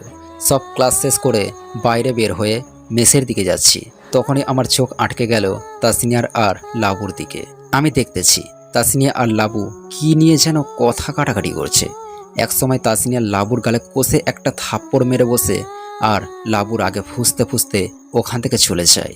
আমি আর ওদিকে লক্ষ্য না দিয়ে মেসে গিয়ে খাওয়া দাওয়া করে কিছুক্ষণ ঘোরাঘুরি করে রাত 10টার অ্যালার্ম দিয়ে ঘুমিয়ে পড়লাম। রাত 10টায় ঘুম ভাঙলো। ঘুম থেকে উঠে খাওয়া দাওয়া করে মেসের বাইরে আম গাছের নিচে বসে সিগারেটের ধোঁয়া মুক্ত বাতাসে উড়াচ্ছি আর 4 বছর আগের কথাগুলো ভাবছি। হঠাৎ করে একটা মেয়েলি কণ্ঠে চিৎকারের শব্দ এসে আমার কানে পড়ল। প্রথমবার কোনো কেয়ার করলাম না। পরের বার যখন চিৎকার শুনতে পারলাম তখন আর নিজেকে আটকাতে পারলাম না। মনে হচ্ছে হয়তো কেউ বিপদে পড়েছে। তাই আমি তাড়াতাড়ি আমার মেস রুমে গিয়ে রাইফেল আর আমার ভূতের মাস্কটা নিয়ে বেরিয়ে পড়লাম চিৎকারটা অনুসরণ করে। চিৎকারটা কলেজের ভিতর থেকে আসছে, তাই আমি কলেজের দিকে গেলাম। কলেজের গেটে গিয়ে দেখি দারোয়ান সেখানে নেই আর গেটটা খোলা। আমি মাস্কটা পরে রাইফেলটা হাতে নিয়ে কলেজের ভিতরে গিয়ে দেখি গতকালকে রুমটাতে আলো জ্বলছে আর ওই রুমটা থেকেই চিৎকারটা আসতেছে। আমি দ্রুত গতিতে রুমটার কাছে গিয়ে শুনতে পেলাম লাবু তাসনিয়াকে বলতেছে, ওই শালি 4 বছর আগে তোর বান্ধবী রিয়াকে যেমনভাবে ধর্ষণ করে মেরে ফেলেছি, আজ তোকেও ঠিকই ওরকমভাবে মারব। তার মানে সেদিন তুই রিয়াকে মেরে ফেলেছিস? আমি মেরে ফেলেছি। সেদিন তুই রিয়াকে মেরেছিস আর আমি নয়নকে দোষারোপ করেছি। ছি ছি ছি ছি, আমি যে অনেক বড় ভুল করেছি। এসব সি মরার পরে করিস। এই বলে লাবু তাসনিয়ার উপর ঝাঁপিয়ে পড়বে, তখনই কেউ একজন লাবুর নাক বরাবর দিল একটা ঘুষি। লাবু ছিটকে গিয়ে কিছুটা দূরে পড়ে গেল আর রুমটাতে থাকা লাবুর ছেলেপেলেরা আমার দিকে এগিয়ে আসলে আমি ঠাস ঠাস করে গুলি করে ওদের মাটিতে শুইয়ে দিলাম। তারপর লাবুর দিকে এগিয়ে যেতে লাগলাম। লাবু আমাকে বলতে লাগলো, প্লিজ আমাকে মারবেন না, আমি আপনার তো কোনো ক্ষতি করিনি। আমার ক্ষতি করিসনি? তুই আমার অনেক বড় একটা ক্ষতি করেছিস। এই বলে লাবুকে ও গুলি করে মেরে ফেললাম। তারপর পিছনে তাকিয়ে দেখি তাসনিয়া দাঁড়িয়ে ভয়ে কান্না করতেছে। আমি তাসনিয়াকে উদ্দেশ্য করে বলতে লাগলাম, আর কোনো ভয় নেই, চলুন আপনাকে আপনার বাসায় পৌঁছে দিয়ে আসি। আমি একাই যেতে পারবো। আর আপনি কে? আমি কে এন। এই কথা বলা মাত্রই তাসনিয়ার শরীর থর থর করে কাঁপতে শুরু করলো। তাসনিয়ার এরকম অবস্থা দেখে আমার হাসি পেতে লাগলো। কোনো মতে হাসিটা চেপে রেখে ওকে বললাম, আমাকে ভয় পাওয়ার কোনো দরকার নেই। এই বলে আমি মেসে গিয়ে লিটনকে ফোন করে লাবুর লাশটিকে আমার টাইটেল দিয়ে কলেজের মাঝে একটা গাছে লটকাতে বললাম। তারপর রুমে গিয়ে শুয়ে পড়লাম। অন্যদিকে তাসনিয়া নিজের বাসায় গিয়ে রুমের মধ্যে শুয়ে 4 বছর আগে নিজের করা ভুলগুলো আত্মসমালোচনা করে আল্লাহর কাছে দোয়া করতে লাগলো। বিনা কারণে সে একজন নিরপরাধ লোকের উপর অনেক অত্যাচার করে, হয়তো তার ভুলের কোনো ক্ষমা নেই। তবুও সে নিজের দোষগুলো আল্লাহর কাছে স্বীকার করে ক্ষমা প্রার্থনা করে ঘুমিয়ে পড়ল। পরের দিন সকাল 8টায় আমার ঘুম ভাঙল। ঘুম থেকে উঠতেই শুনতে পেলাম বাইরে কিসের যেন কোলাহল হচ্ছে। বাইরে গিয়ে দেখি মেসের কয়েকজন ছেলে পেলে একত্রিত হয়ে কি যেন নিয়ে কথা বলতেছে। আমি জানি কি নিয়ে কথা হচ্ছে, তবুও না জানার ফান করে ওখানে থাকা ছেলেগুলোর মধ্যে জীবন নামে একটা ছেলেকে বলতে লাগলাম, কি হয়েছে জীবন ভাই, এত সকালে উঠে চিল্লাচিল্লি করতেছেন কেন? আমি ওই কথা বলাতে ওখানে থাকা সবাই আমার দিকে তাকালো আর জীবন বলতে লাগলো, নয়ন, প্রিন্সের ভাই লাবুকে কারা যেন মেরে কলেজের মাঝখানের বড় গাছটায় লটকিয়ে রেখে দিয়েছে আর তার শরীরে আন্ডারওয়ার্ল্ডের কিং কেয়ানের টাইটেলকে সাদৃশ্যপূর্ণ করে রেখেছে। ও, লাশটাকে মাটিতে রেখেছে নাকি এখনো উপরেই আছে? মাটিতে এখনো নামায়নি, প্রিন্স আসবে তারপর নামাবে। এই কথা শোনা মাত্রই আমার বুকটা উৎফুল্লভাবে কেঁপে উঠল, কারণ প্রিন্সের সাথে আমার অনেক বোঝাপড়া আছে। প্রিন্স কি কলেজের মাঠে আসবে? প্রিন্স আজকে আসবে। ও, এই বলে আমি কলেজের দিকে রওনা দিলাম। হঠাৎ করেই আমার ফোনটা বেজে উঠল। স্ক্রিনে তাকিয়ে দেখি আননোন নাম্বার থেকে ফোন এসেছে। প্রথমবার রিসিভ করলাম না। পরের বার যখন ফোন দিল তখন রিসিভ করতেই ওই দিক থেকে মেয়েলি কণ্ঠে বলল, আসসালামু আলাইকুম, কেমন আছো? ওয়ালাইকুম সালাম। কে আপনি? চিনলাম না তো। আমাকে তুমি চিনবে না তো ফোন দিলেন যে? আমি তোমাকে চিনি, তাই ফোন দিয়েছি। ভালো করেছেন। এখন কিছু বলবেন নাকি ফোনটা রেখে দেব? আরে দাঁড়ান দাঁড়ান, দাঁড়িয়েই তো আছি। ফাজলামো করছেন? আপনি কে যে আপনার সাথে ফাজলাম করব? কিছু বললে বলেন। আপনার কি জিএফ আছে? না নেই। তো আমার জিএফ দিয়ে আপনি কি করবেন? ও ইয়েস, আমি সাকসেস। মানে কি বলতে চাইছেন? মানে আমি তোমাকে ভালোবাসি। আপনাকে পাগল কুত্তায় কামড় দিয়েছে নাকি? আমাকে চিনো? চিনি। আই লাভ ইউ কেন নয়ন। এই বলে ফোনটা কেটে দিল। আমি ওখানে দাঁড়িয়ে গভীর চিন্তায় মগ্ন হয়ে পড়লাম। কে এই মেয়ে? আমার নাম্বার আর আসল পরিচয় জানলো? মেয়েটা আমার শত্রুপক্ষ নাকি সত্যি পরিচিত কেউ? এসব ভাবতেছি, তখনই পিছন থেকে কেউ বলতে লাগলো, কেমন আছেন? পিছনে তাকিয়ে দেখি কালকে কলেজে যে মেয়েটার সাথে ধাক্কা লেগেছিল সেই মেয়েটি। আমি বললাম, জি আলহামদুলিল্লাহ ভালো, আপনি কেমন আছেন? আমিও ভালো আছি। আচ্ছা, আপনার নাম কি? নাইম আহমেদ নয়ন। আপনার নাম? লেখিকা বন্যা চৌধুরী। ও, আপনি লেখালেখি করেন? টুকটাক লিখি। কই যাবেন এখন? কলেজের ভিতরে নাকি লাশ পাওয়া গেছে, সেখানে যাচ্ছি। ও, আমি ওখানেই যাচ্ছি, চলেন যাওয়া যাক। চলেন। আমরা কলেজের গেট দিয়ে দেখি অনেক লোকের ভিড় হওয়ারই কথা, কারণ লাবু কোনো সাধারণ ব্যক্তি নয়, আর তার কুকর্মেরও কোনো হিসাব নেই। সবাই বলাবলি করতেছে ধন্যবাদ কে এন, লাবুর মতো নিকৃষ্ট জানোয়ারকে মেরে ফেলার জন্য, আর সবাই লাবুর দিকে তাকিয়ে থুতু নিক্ষেপ করতেছে। আমরা যেই কলেজের ভিতরে যাব অমনি 20 থেকে 30টি গাড়ি কলেজের রাস্তা দিয়ে এসে কলেজের ভিতরে প্রবেশ করতেছে, আর কিছু কিছু লোকরা গাড়িগুলোর সামনে থাকা লোকগুলোকে সরিয়ে দিচ্ছে, কারণ গাড়িগুলো আন্ডারওয়ার্ল্ডের কিং প্রিন্সের। গাড়িগুলো কলেজের ভিতরে প্রবেশ করে থেমে গেল, আর গাড়িগুলো থেকে বন্দুক হাতে নিয়ে প্রিন্সের লোকেরা বেরিয়ে আসলো। তারা চারিদিক বন্দুক হাতে নিয়ে ঘিরে নিল। কিছুক্ষণ পর মাঝের একটা গাড়ি থেকে 2টি লোক বেরিয়ে আসলো। একটি হলো প্রিন্স আর অপরটি হলো প্রিন্সের ছেলে বাদশা। প্রিন্স আর বাদশা অলতো পায়ে হাঁটতে হাঁটতে লাবুকে লটকে রাখা গাছটার কাছে গেল। তখনই কয়েকটা লোক গাছ থেকে লাবুর লাশটা নিচে নামিয়ে সাদা কাপড়ে অবাধ্য করলো। প্রিন্স হাঁটু গেড়ে বসে লাবুর লাশটিকে একজন দেখে দাঁড়িয়ে পড়ল, আর উচ্চস্বরে হুঙ্কার ছেড়ে বলতে লাগলো, কেএন, আমি জানি তুই এখানে আসিস। শুনে রাখ, আমার ভাইকে মারার পরিণাম কিন্তু খুবই খারাপ হবে। তোকে মেরে টুকরো টুকরো করে রাস্তার কুকুরদের খাওয়াবো। তুই বেশি বেশি উড়তেছিস, তোর ডানা নয় তোর মুন্ডটা কেটে ফেলবো। এই বলে প্রিন্স ও তার দলবল লাবুর লাশটিকে নিয়ে চলে গেল। এদিকে আমি মুচকি হাসতেছি। আমি হাসতেছি, অপরদিকে বন্যা আমার দিকে আর চোখের দিকে তাকিয়ে আছে। আমার চোখে সেটা ফাঁকি দিতে পারেনি। আমি বললাম, কি হলো, আমার দিকে এমনভাবে তাকিয়ে আছেন কেন? কিছু না। এই বলে বন্যা একটা মুচকি হাসি দিয়ে চলে যেতে লাগলো। কিন্তু একটা বিষয় আমার কাছে কেমন যেন লাগছে। বন্যার কণ্ঠ আর সকালে আননোন নাম্বারের মেয়েটার কণ্ঠ প্রায় একই রকম। তাহলে কি সকালের মেয়েটা বন্যা? কিন্তু বন্যা আমার নাম্বার কোথায় পাবে? এগুলো আর না ভেবে মেসের দিকে যেতে লাগলাম। তখনই আমার চোখ আটকে গেল একটা মেয়েকে দেখে। মেয়েটাকে দেখতেই সারা শরীর কেঁপে উঠল।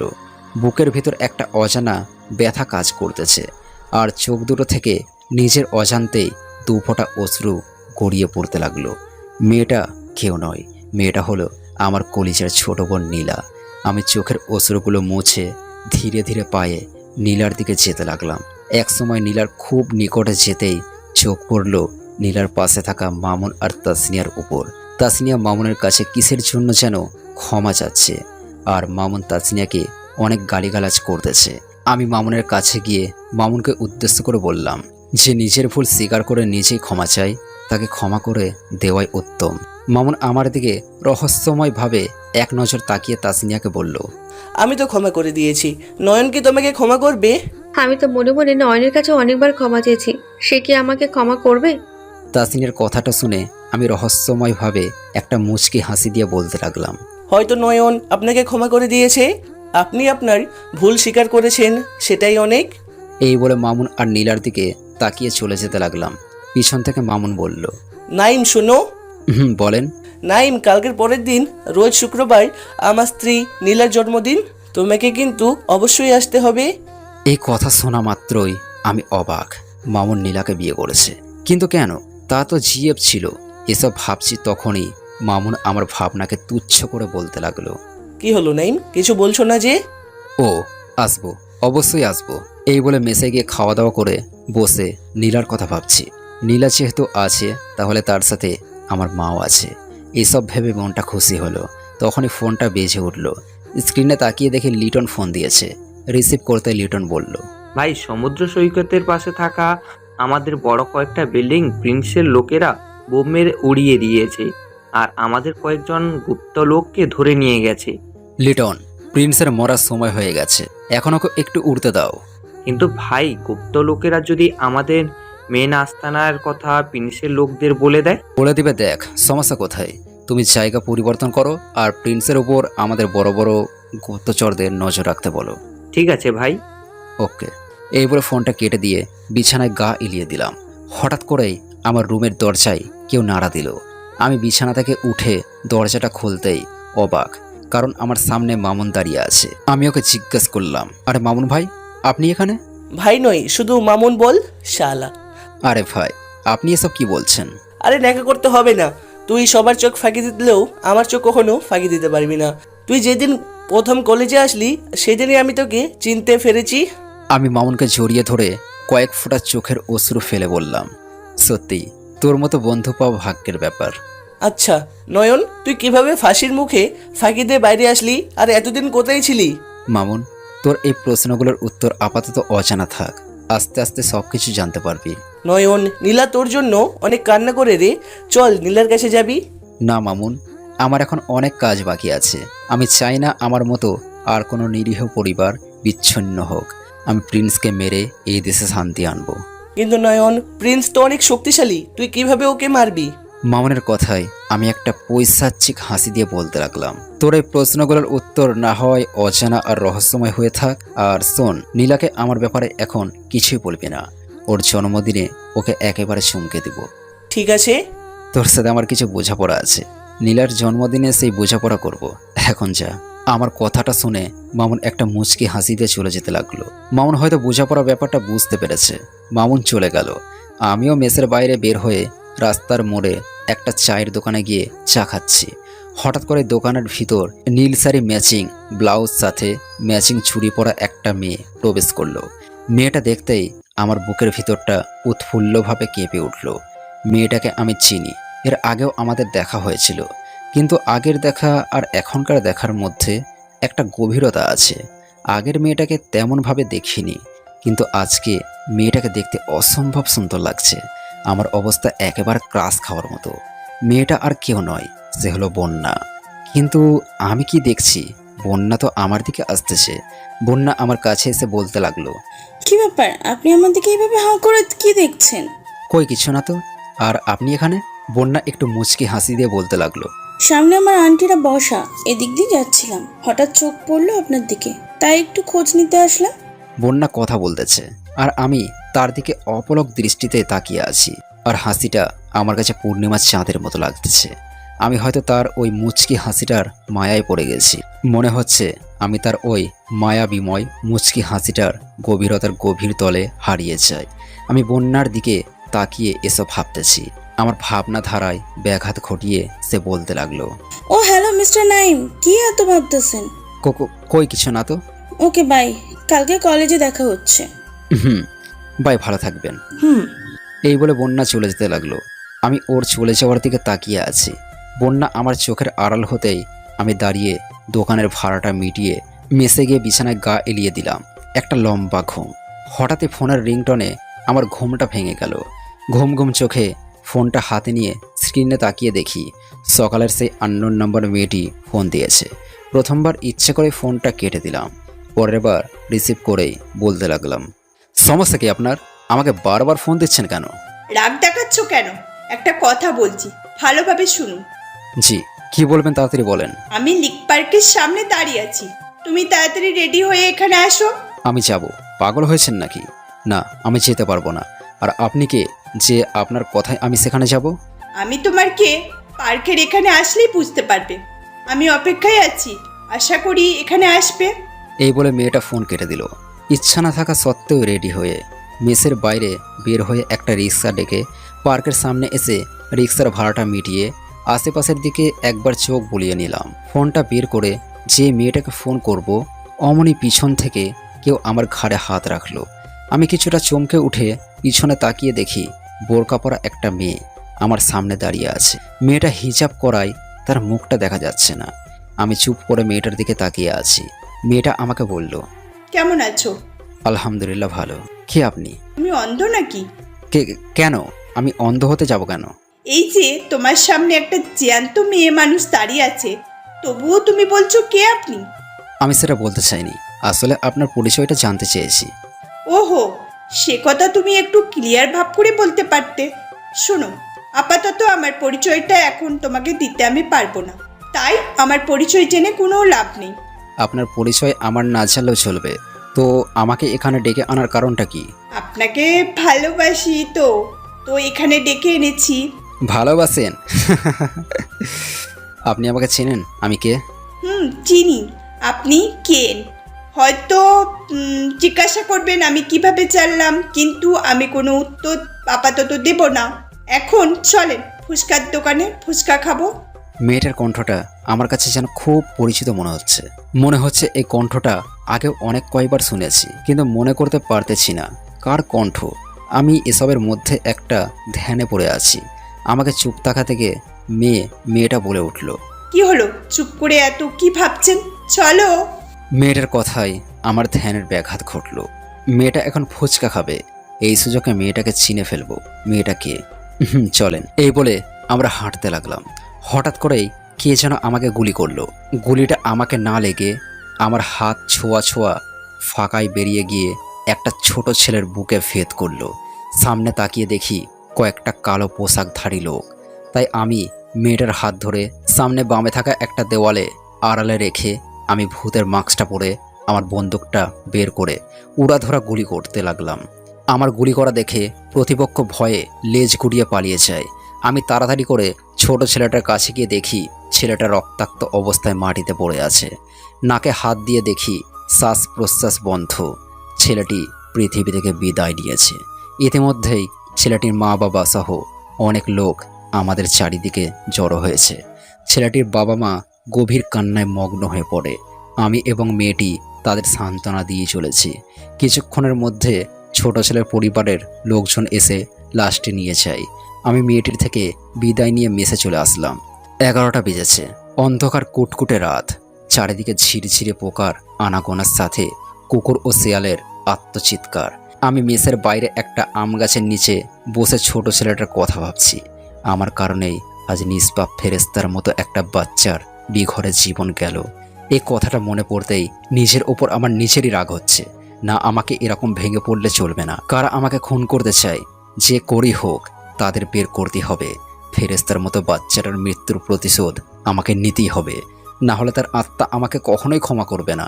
পরক্ষণেই আমার মনে পড়ল কলেজের কথা। কলেজের ভিতরে তো রাতে প্রিন্সের লোকদের অবৈধ কারবার চলে, কিন্তু লাবুকে তো আমি মেরে ফেলেছি কলেজের ভিতর। এখন কি প্রিন্সের লোকরা ওখানে কাজ করবে নাকি জায়গা পরিবর্তন করবে? না, একবার কলেজের ভিতরে গিয়ে দেখি। আমি রুমে গিয়ে ভূতের মাস্কটা পরে হাতে বন্দুকটা নিয়ে বেরিয়ে পড়লাম কলেজের দিকে। কলেজের গেটের সামনে গিয়ে দেখি গেট বন্ধ করা। তাহলে হয়তো ওরা জায়গা পরিবর্তন করেছে। না, প্রিন্সের লোকেরা সহজে জায়গা পরিবর্তন করবে না। একবার কলেজের পিছনের জঙ্গলে গিয়ে দেখা যাক। আমি দ্রুত গতিতে পা চালিয়ে কলেজের পিছনের জঙ্গলের ভিতরে গিয়ে আস্তে আস্তে সামনে এগুচ্ছি। যতই আগাচ্ছি ততই আমার কাছে কেমন যেন সন্দেহজনক মনে হচ্ছে।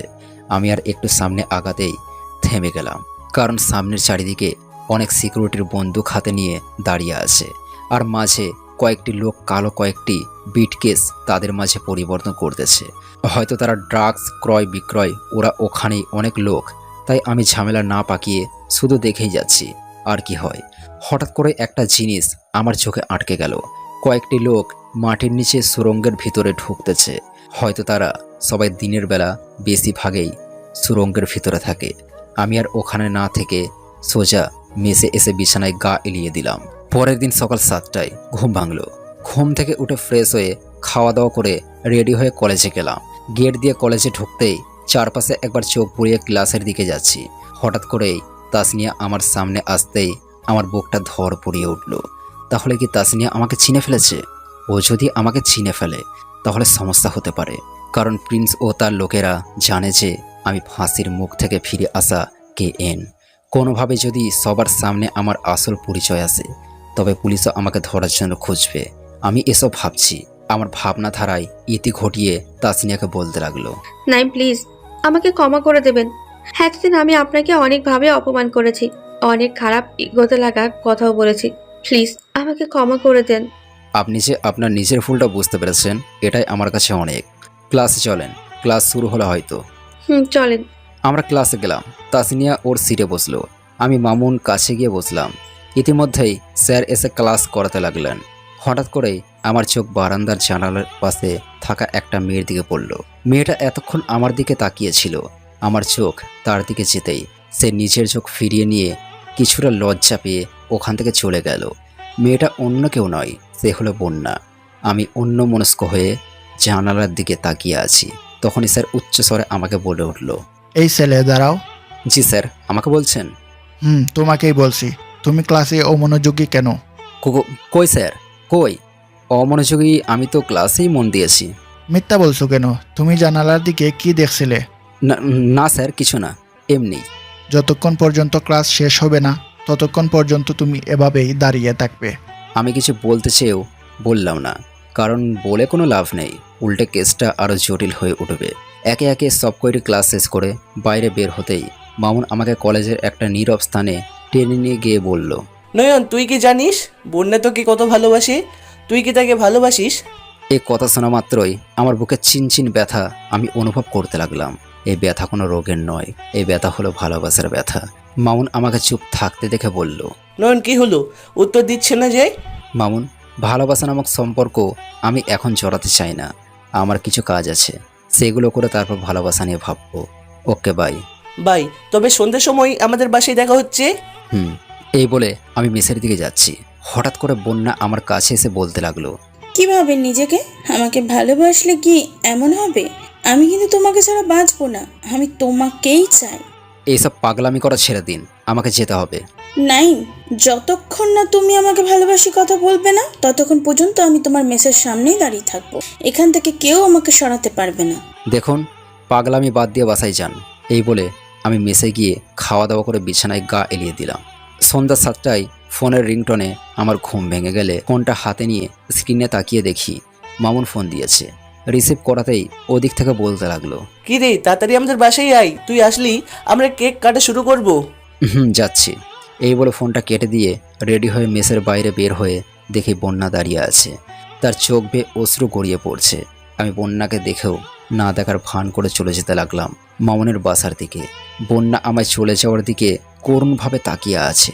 আমি মামুনের বাসার সামনে গিয়ে কলিং বেল বাজাতেই একটা বৃদ্ধ মহিলা এসে দরজা খুলে দিল। বৃদ্ধ মহিলাটিকে দেখে আমার চোখের এক কোণে কয়েক ফোঁটা অশ্রু জমা হলো। আমি নিজেকে সামলে নিলাম। ইতিমধ্যেই মামুন আমার কাছে এসে বলতে লাগলো, সামনে চল, কেক কাটতে হবে, নীলা অপেক্ষায় আছে। চল। আমরা ওখানে গেলাম। তখনই মামুন বলে উঠল, নীলা, তোমাকে আমি বলেছিলাম না তোমার জন্মদিনে তোমাকে আমি বেস্ট একটা জিনিস গিফট করব? বলেছিল তো, আমার সেই বেস্ট গিফট কই? নীলা, তোমার সামনে যে ছেলেটা দাঁড়িয়ে আছে তাকে কি তুমি চেনো? না, কে সে? সে হলো তোমার ভাই নয়ন। মামুন এই কথা বলা মাত্রই নীলা এবং আমার মা এসে আমাকে জড়িয়ে ধরে কান্না করে দেয়। আমি তাদের থেকে ছাড়িয়ে নিয়ে নীলাকে বললাম, নীলা, আজকে খুশির দিন, কান্না করার দিন নয়। নীলা কেক কাটলো। আমরা অনেক মজা করলাম। হঠাৎ করে প্রচণ্ড বাতাস বৃষ্টির সাথে বিদ্যুৎ চমকাতে লাগলো। তখনই আমার মনে পড়লো বন্যার কথা। সে তো মেসের বাইরে দাঁড়িয়ে আছে। না, আমাকে বন্যার কাছে যেতে হবে। আমি মামুনকে বললাম, মামুন, আমাকে এখন মেসে যেতে হবে। নয়ন, তুইও কি পাগল হয়েছিস নাকি? এই প্রচণ্ড বৃষ্টির মধ্যে মেসে যাবি? মামুন, আমি যাব, আমাকে যেতেই হবে। এই বলে মামুন, নীলা এবং মায়ের কাছ থেকে বিদায় নিয়ে বৃষ্টির মধ্যে মামুনের বাইক নিয়ে বেরিয়ে পড়লাম মেসের দিকে।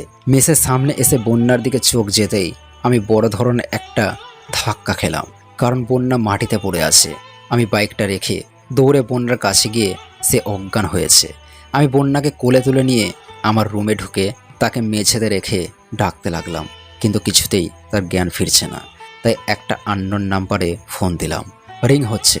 ফোনটা ধরতেই ওদিক থেকে বলতে লাগলো, আসসালামু আলাইকুম, কেমন আছেন ভাই? ডাব্লিউএস, আলহামদুলিল্লাহ ভালো। আব্দুর রহিম, তুমি যত তাড়াতাড়ি পারো এই ঠিকানায় তোমার ডাক্তারি কিছু জিনিসপত্র নিয়ে আসো, আর সাথে করে মেয়েদের পোশাক সহ জি ভাই, আসতেছি। তবে মেয়েদের পোশাক মানে কি সমস্যা হয়েছে সেটা বলেন। তারপর আমি আব্দুর রহিমকে সব ঘটনা খুলে বলে ফোনটা কেটে দিয়ে বন্যার দিকে তাকিয়ে বলতে লাগলাম, আরে ওই পাগলি, আমি হচ্ছে তোমাকে ভালোবেসে ফেলেছি, কিন্তু বলতে পারতেছি না। তার চেয়ে বড় বিষয় হলো প্রিন্সের উপর আমার প্রতিশোধ নেওয়ার বাকি আছে। তারপর তোমাকে আমি গ্রহণ করতে চেয়েছি, আর আমাকে মাঝে মাঝে ফোন দিয়ে ডিস্টার্ব করা মেয়েটা হচ্ছে তুমি। আমি সব কিন্তু ভালোভাবেই জানি। আজকে আমার জন্য বন্যার এই অবস্থা। সে আমাকে কত ভালোবাসে সেটা আমি এখন বুঝতে পারতেছি। আমি মনে করেছিলাম সে হয়তো চলে যাবে, কিন্তু না, মেয়েটা আমার মুখ থেকে ভালোবাসি কথাটা শুনবেই। এত ভালোবাসে সে আমায়। আমি এসব ভাবছি, তখনই আমার দরজায় কে নাড়া দিল। আমি তাড়াতাড়ি করে দরজা খুলে দেখি রহিম এসেছে। সে এসে বন্যাকে দেখে একটা ইঞ্জেকশন দিয়ে কিছু জরুরি ওষুধ দিল আর বলল, ভাই চিন্তার কিছু নেই, কিছুক্ষণের মধ্যে জ্ঞান ফিরবে। আর এই নিন পোশাক। ধন্যবাদ। ভালো থাকবেন ভাই। এই বলে রহিম চলে গেল। আমি ওয়াশরুমে গিয়ে ফ্রেশ হয়ে এসে দেখি বন্যা আস্তে আস্তে চোখ খুলতেছে। আমি দ্রুত গতিতে সেখানে গেলাম। বন্যা আমার দিকে একবার তাকিয়ে মুখটা অন্যদিকে করলো। বন্যার এরূপ আচরণ দেখে আমি বললাম, এত ভালোবাসেন আমায়, যার জন্য এত ভয়ানক বৃষ্টি তো আমার ভালোবাসার জন্য অপেক্ষা করেছিলেন। আমার কথাগুলো শুনে বন্যা আমার দিকে এক নজর তাকিয়ে বলল, অনেক ভালোবাসি। তবে আমিও একজনকে অসম্ভব ভালোবাসি। কাকে ভালোবাসেন? কে সে? আপনাকে অসম্ভব ভালোবাসি। এই কথা বলাতেই বন্যা আমার দিকে তাকিয়ে মুখের এক কোণে বৃশ্চিকময় হাসি নিয়ে আমায় জড়িয়ে ধরল। আমি তাকে ছাড়িয়ে নিয়ে বললাম, এই নাও কাপড়, এখন যাও ফ্রেশ হয়ে আসো। এই পোশাকগুলো আবার কই পেলে? আমার প্রাক্তন বউয়ের। বেশি কথা না বলে ফ্রেশ হয়ে এসো। যাচ্ছি। এই বলে বন্যা ফ্রেশ হতে গেল। আমি বিছানাতে গিয়ে গা এলিয়ে দিলাম। এখনো প্রচুর পরিমাণে বৃষ্টি হচ্ছে, সাথে বিদ্যুৎ চমকানোর শব্দ। কিছুক্ষণ পর বন্যা ওয়াশরুম থেকে ফ্রেশ হয়ে শাড়ি পরে বাইরে বের হলো। দেখতে একদম নতুন বউ বউ লাগছে। এই রহিমটাও না পারে বটে, ওর বউয়ের শাড়ি আনছে মনে হয়। আমি বন্যার দিকে এক ধ্যানে তাকিয়ে আছি। বন্যা আমার কাছে এসে লজ্জা মাখা মুখটা নিয়ে বলল, কি দেখছো এমন করে? তোমাকে। আচ্ছা, কি যে বলো না। আমার ভিতরটা মনে হয় বন্যাকে আকর্ষণ করতেছে। আমার ভিতরে তার জন্য অন্য একটা ফিলিংস হচ্ছে। আমি বিছানা থেকে উঠে বন্যার কোমরে হাত দিয়ে আমার খুব নিকটে টেনে আনলাম। তার শ্বাস প্রশ্বাস আমার অঙ্গে ভেদ করল। আমি দিশেহারা পাগলময় হয়ে গেলাম। আমার চোখ গেল বন্যার ঠোঁট জোড়ার দিকে। তার ঠোঁট কাঁপতেছে, মনে হয় আমার ঠোঁটকে চুম্বকের মতো আকর্ষণ করতেছে। আমি সহ্য করতে না পেরে আমার ঠোঁট জোড়া তার ঠোঁটের সাথে এক করে দিলাম। বন্যা আমাকে ধাক্কা দিয়ে বিছানায় ফেলে দিয়ে অন্যদিকে তাকিয়ে বলল, নাইম, আমাকে এখন যেতে হবে। এই বৃষ্টির মধ্যে যাবে? বৃষ্টি এখন থেকে গেছো। চলো এগিয়ে দিয়ে আসি। না, লাগবে না, সামনে আন্টির বাসায় যাবো তো, এখান থেকে এখানেই থাকবো। ও, ভালো থেকো। বাই, আল্লাহ হাফেজ। এই বলে বন্যা চলে গেল। আমি মেসের বাইরে বের হয়ে রাস্তার মোড়ে চায়ের দোকানে বসে চা খেয়ে বিলটা দিয়ে মেসের দিকে ফিরছি। হঠাৎ করেই একটা আওয়াজ এসে আমার কানে পড়ল। কারা যেন আড়াল থেকে চুপি স্বরে বলতেছে, বস, আপনি জেনে গিয়েছেন কে এন এর খবর? সে কলেজে আছে নাইম নামে ছদ্মবেশে, আর আপনি তার পিকও পেয়ে গিয়েছেন। এই কথাটা শোনা মাত্রই আমি দৌড়ে মেসে চলে গেলাম। ফোনটা বের করে লিটনকে ফোন করে বললাম, লিটন, আজকে রাতে যে করেই হোক কলেজের মাঠের ঠিক মাঝখানে রিমোট বোম সেট করবি। আর হ্যাঁ শোনো। জি ভাই বলেন। কম পাওয়ারি বোম সেট করবি, যাতে বড় কোনো ক্ষতি না হয়। ভাই বুঝেছি। আর হ্যাঁ শোনো, কালকে আমাদের বড় বড় মাফিয়া লিডারকে নিয়ে কলেজের মাঠে আসবি। কালকে প্রিন্স নাকি আমাকে মারতে আসবে। কি বলেন ভাই? ওরা আপনাকে চিনবেই বা কি করে? আমি আপাতত ওসব কিছু জানি না, জরুরি ইনফরমেশন পেলাম তাই তোমাকে জানালাম। আর হ্যাঁ, যা করবে সাবধানে করবে। Okay bye. ওকে ভাই, ভালো থাকবেন। এই বলে ফোনটা কেটে দিয়ে খাওয়া দাওয়া করে ঘুমিয়ে পড়লাম। ফজরের আজানের সময় ঘুম ভাঙলো। ঘুম থেকে উঠে নামাজ পড়ে আমার ডয়ার থেকে ভালো দুইটা বন্দুক বের করে পকেটে গুজে নিলাম, সাথে দুইটা হাত ছুরি সহ। তারপর বাইরে বের হয়ে কিছুক্ষণ ঘোরাঘুরি করে ফ্রেশ হয়ে খাওয়া দাওয়া করে কলেজে গেলাম। গেটের সামনে বন্যার সাথে দেখা। বন্যা আর আমি গেট দিয়ে কলেজে প্রবেশ করে মাঠ দিয়ে হাঁটতেছি। তখনই তাসনিয়া আমার সামনে এসে মজা করে বলল, কেমন আছো মিস্টার কামলা ওরফে নাইম ভাই? আমি ছোট করে মিষ্টি একটা হাসি দিয়ে বললাম, আলহামদুলিল্লাহ ভালো আছি। আপনি কেমন আছেন? আমিও ভালো আছি। আর বন্যা, তুমি নাইমের সাথে? কেন আপু, থাকতে পারি না বুঝি? আর হ্যাঁ, ওর সাথে আমি রিলেশনে আছি। তাই নাকি? কবে থেকে এসব চলছে? বেশি দিন না, কয়েকদিন থেকে। বন্যা, আমাকে কিন্তু ট্রিট দিতে হবে, সাথে নাইম ভাই তোমাকেও কিন্তু। হবে, সব কিছুই হবে। এখন ক্লাসে চলো। আমরা ক্লাসের দিকে যাচ্ছি, তখনই পিছন থেকে কে যেন আমার কলার ধরে কলেজের মাঠের মাঝখানে নিয়ে গেল। তখনই কলেজের ভিতর 20-30টা গাড়ি প্রবেশ করলো। আমি পিছনে তাকিয়ে দেখি প্রিন্সের ছেলে বাদশা। সে আমাকে বলতে লাগলো, কি রে কেন, অবাক হলি নাকি? তুই কি ভেবেছিস তোকে আমি চিনবো না? তুই আমার চাচাকে মেরেছিস, আজকে তোকে আমি মেরে টুকরো টুকরো করে কুত্তকে খাওয়াবো। ইতিমধ্যে বন্যা, তাসনিয়া, মামুন সহ কলেজের সকল ছাত্রছাত্রী, শিক্ষকরা কলেজের মাঠে উপস্থিত, আর চারপাশে প্রিন্সের লোকেরা ঘিরে রেখেছে। মাঝের একটা গাড়ি থেকে প্রিন্স বের হয়ে বলতে লাগলো, কেন, তোকে আমি বলছিলাম না তোকে আমি মেরে টুকরো টুকরো করে কুত্তা দিয়ে খাওয়াবো? হা, আজকে তোর শেষ দিন। প্রিন্সের কথা শুনে আমার দুই চোখ দুটো রক্তের মতো লাল বর্ণে ধারণ করলো। আমার শ্বাস প্রশ্বাস নেওয়াটা হিংস্রের মতো গর্জন করতে লাগলো। আমি উচ্চস্বরে চিৎকার দিয়ে পৈশাচিক হাসিতে মেতে পড়লাম। আমার হাসি থেকে বাদশা, প্রিন্স সহ কলেজে উপস্থিত থাকা সবাই অবাক। সবাই ভাবতেছে KN হয়তো মৃত্যুর শোকে পাগল হয়ে গেছে। আমি প্রিন্সকে বলতে লাগলাম, প্রিন্স, আজকে আমার মৃত্যু নয়, বরং তোর মৃত্যু অনিবার্য। চারপাশে তোর লোকদের দিকে তাকিয়ে দেখ। প্রিন্স ওর লোকদের দিকে তাকানোর আগেই ওর সব লোকদের গুলিবদ্ধ, রক্তাক্ত প্রাণহীন দেহগুলো মাটিতে পড়ে যায়। তা দেখে প্রিন্স আর বাদশা ভয় পেয়ে আমার পায়ে পড়ে কান্না করতে লাগলো। আমি ওদেরকে বললাম, এইটুকুতেই তোর কাহিনী খতম? এখন তো মাঠের মাঝেই জায়গায় বোমগুলো ফোটানো হয়নি। কেন ভাই, আমাদের ক্ষমা করে দিন। ক্ষমা? তোদের? তোদের ক্ষমা করলে গরিব অসহায় ধর্ষিতা বোনদের অসম্মান করা হবে, আর তোদের অত্যাচারে যে মানুষগুলো মৃত্যুবরণ করেছে তাদের আত্মা আমাকে ক্ষমা করবে না। This time you have do due. এবার তোদের মরতে হবে। এই বলে ঠাস ঠাস করে গুলি করে ওদেরকে পরপারে পাঠিয়ে দিলাম। কলেজের সবাই আমার দিকে তাকিয়ে আছে। আমি সবার উদ্দেশ্যে বললাম, আর কোনো ভয় নেই। মাদক জাতীয় কোনো কিছুর কারবার এই কলেজে চলবে না। আর কোনো মা বোনদের ইজ্জত হানি হতে হবে না। কোনো ছেলে মেয়েকে পরিবার থেকে বিচ্ছিন্ন হতে হবে না। প্রিন্স নামের অত্যাচারী পশুটাকে পৃথিবী থেকে বিদায় করে দিয়েছি। আর একটা কথা না বললেই নয়, আমি হলাম আপনাদের কলেজের কামলা ছেলেটি, যাকে 4 বছর আগে মিথ্যা মামলায় ফাঁসিতে ঝুলাতে চেয়েছিল প্রিন্সের ভাই লাবু সহ আর কিছু মানুষ, কিন্তু পারে নাই। কারণ একজন মহৎ মানুষ আমাকে ফাঁসির মুখ থেকে বাঁচিয়ে নিয়েছে, আর অন্যায়ের বিরুদ্ধে রুখে দাঁড়ানোর সাহস জুগিয়েছে। উনি আমাকে আজকে তরুণ জগতের ন্যায় বড় একজন মাফিয়া বানিয়েছে। অনেকেই হয়তো আমাকে এখনো চিনতে পারেনি। আমি হলাম নয়ন, আপনাদের সুপরিচিত মিস্টার কামলা। এই বলে আমি দীর্ঘ একটা নিঃশ্বাস ফেললাম। কলেজের সবাই আমার দিকে অবাক দৃষ্টিতে তাকিয়ে আছে। সবাই হয়তো ভাবতেছে কামলা ছেলেটি কিভাবে মাফিয়া হতে পারে, কিন্তু বাস্তবে সে তো মাফিয়া। কলেজের সবাই আগের কৃতিকর্মের জন্য আমার কাছে ক্ষমা চায়। আমিও তাদের ক্ষমা করে দিয়েছি। স্যার ঘোষণা দেয় যে কলেজ আজকে এই পর্যন্তই সমাপ্ত। সবাই নিজ নিজ বাসায় চলে যায়, শুধু বন্যা আর মামুন বাদ দিয়ে।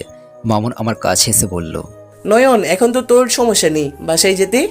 না নেই, তবে তোর বাসায় যাব না, তোর পাশের ফ্ল্যাটে যাব, কারণ ওই ফ্ল্যাটটা আমি কিনে নিয়েছি। ভালোই হবে, এখন চল বাসায় যাবি।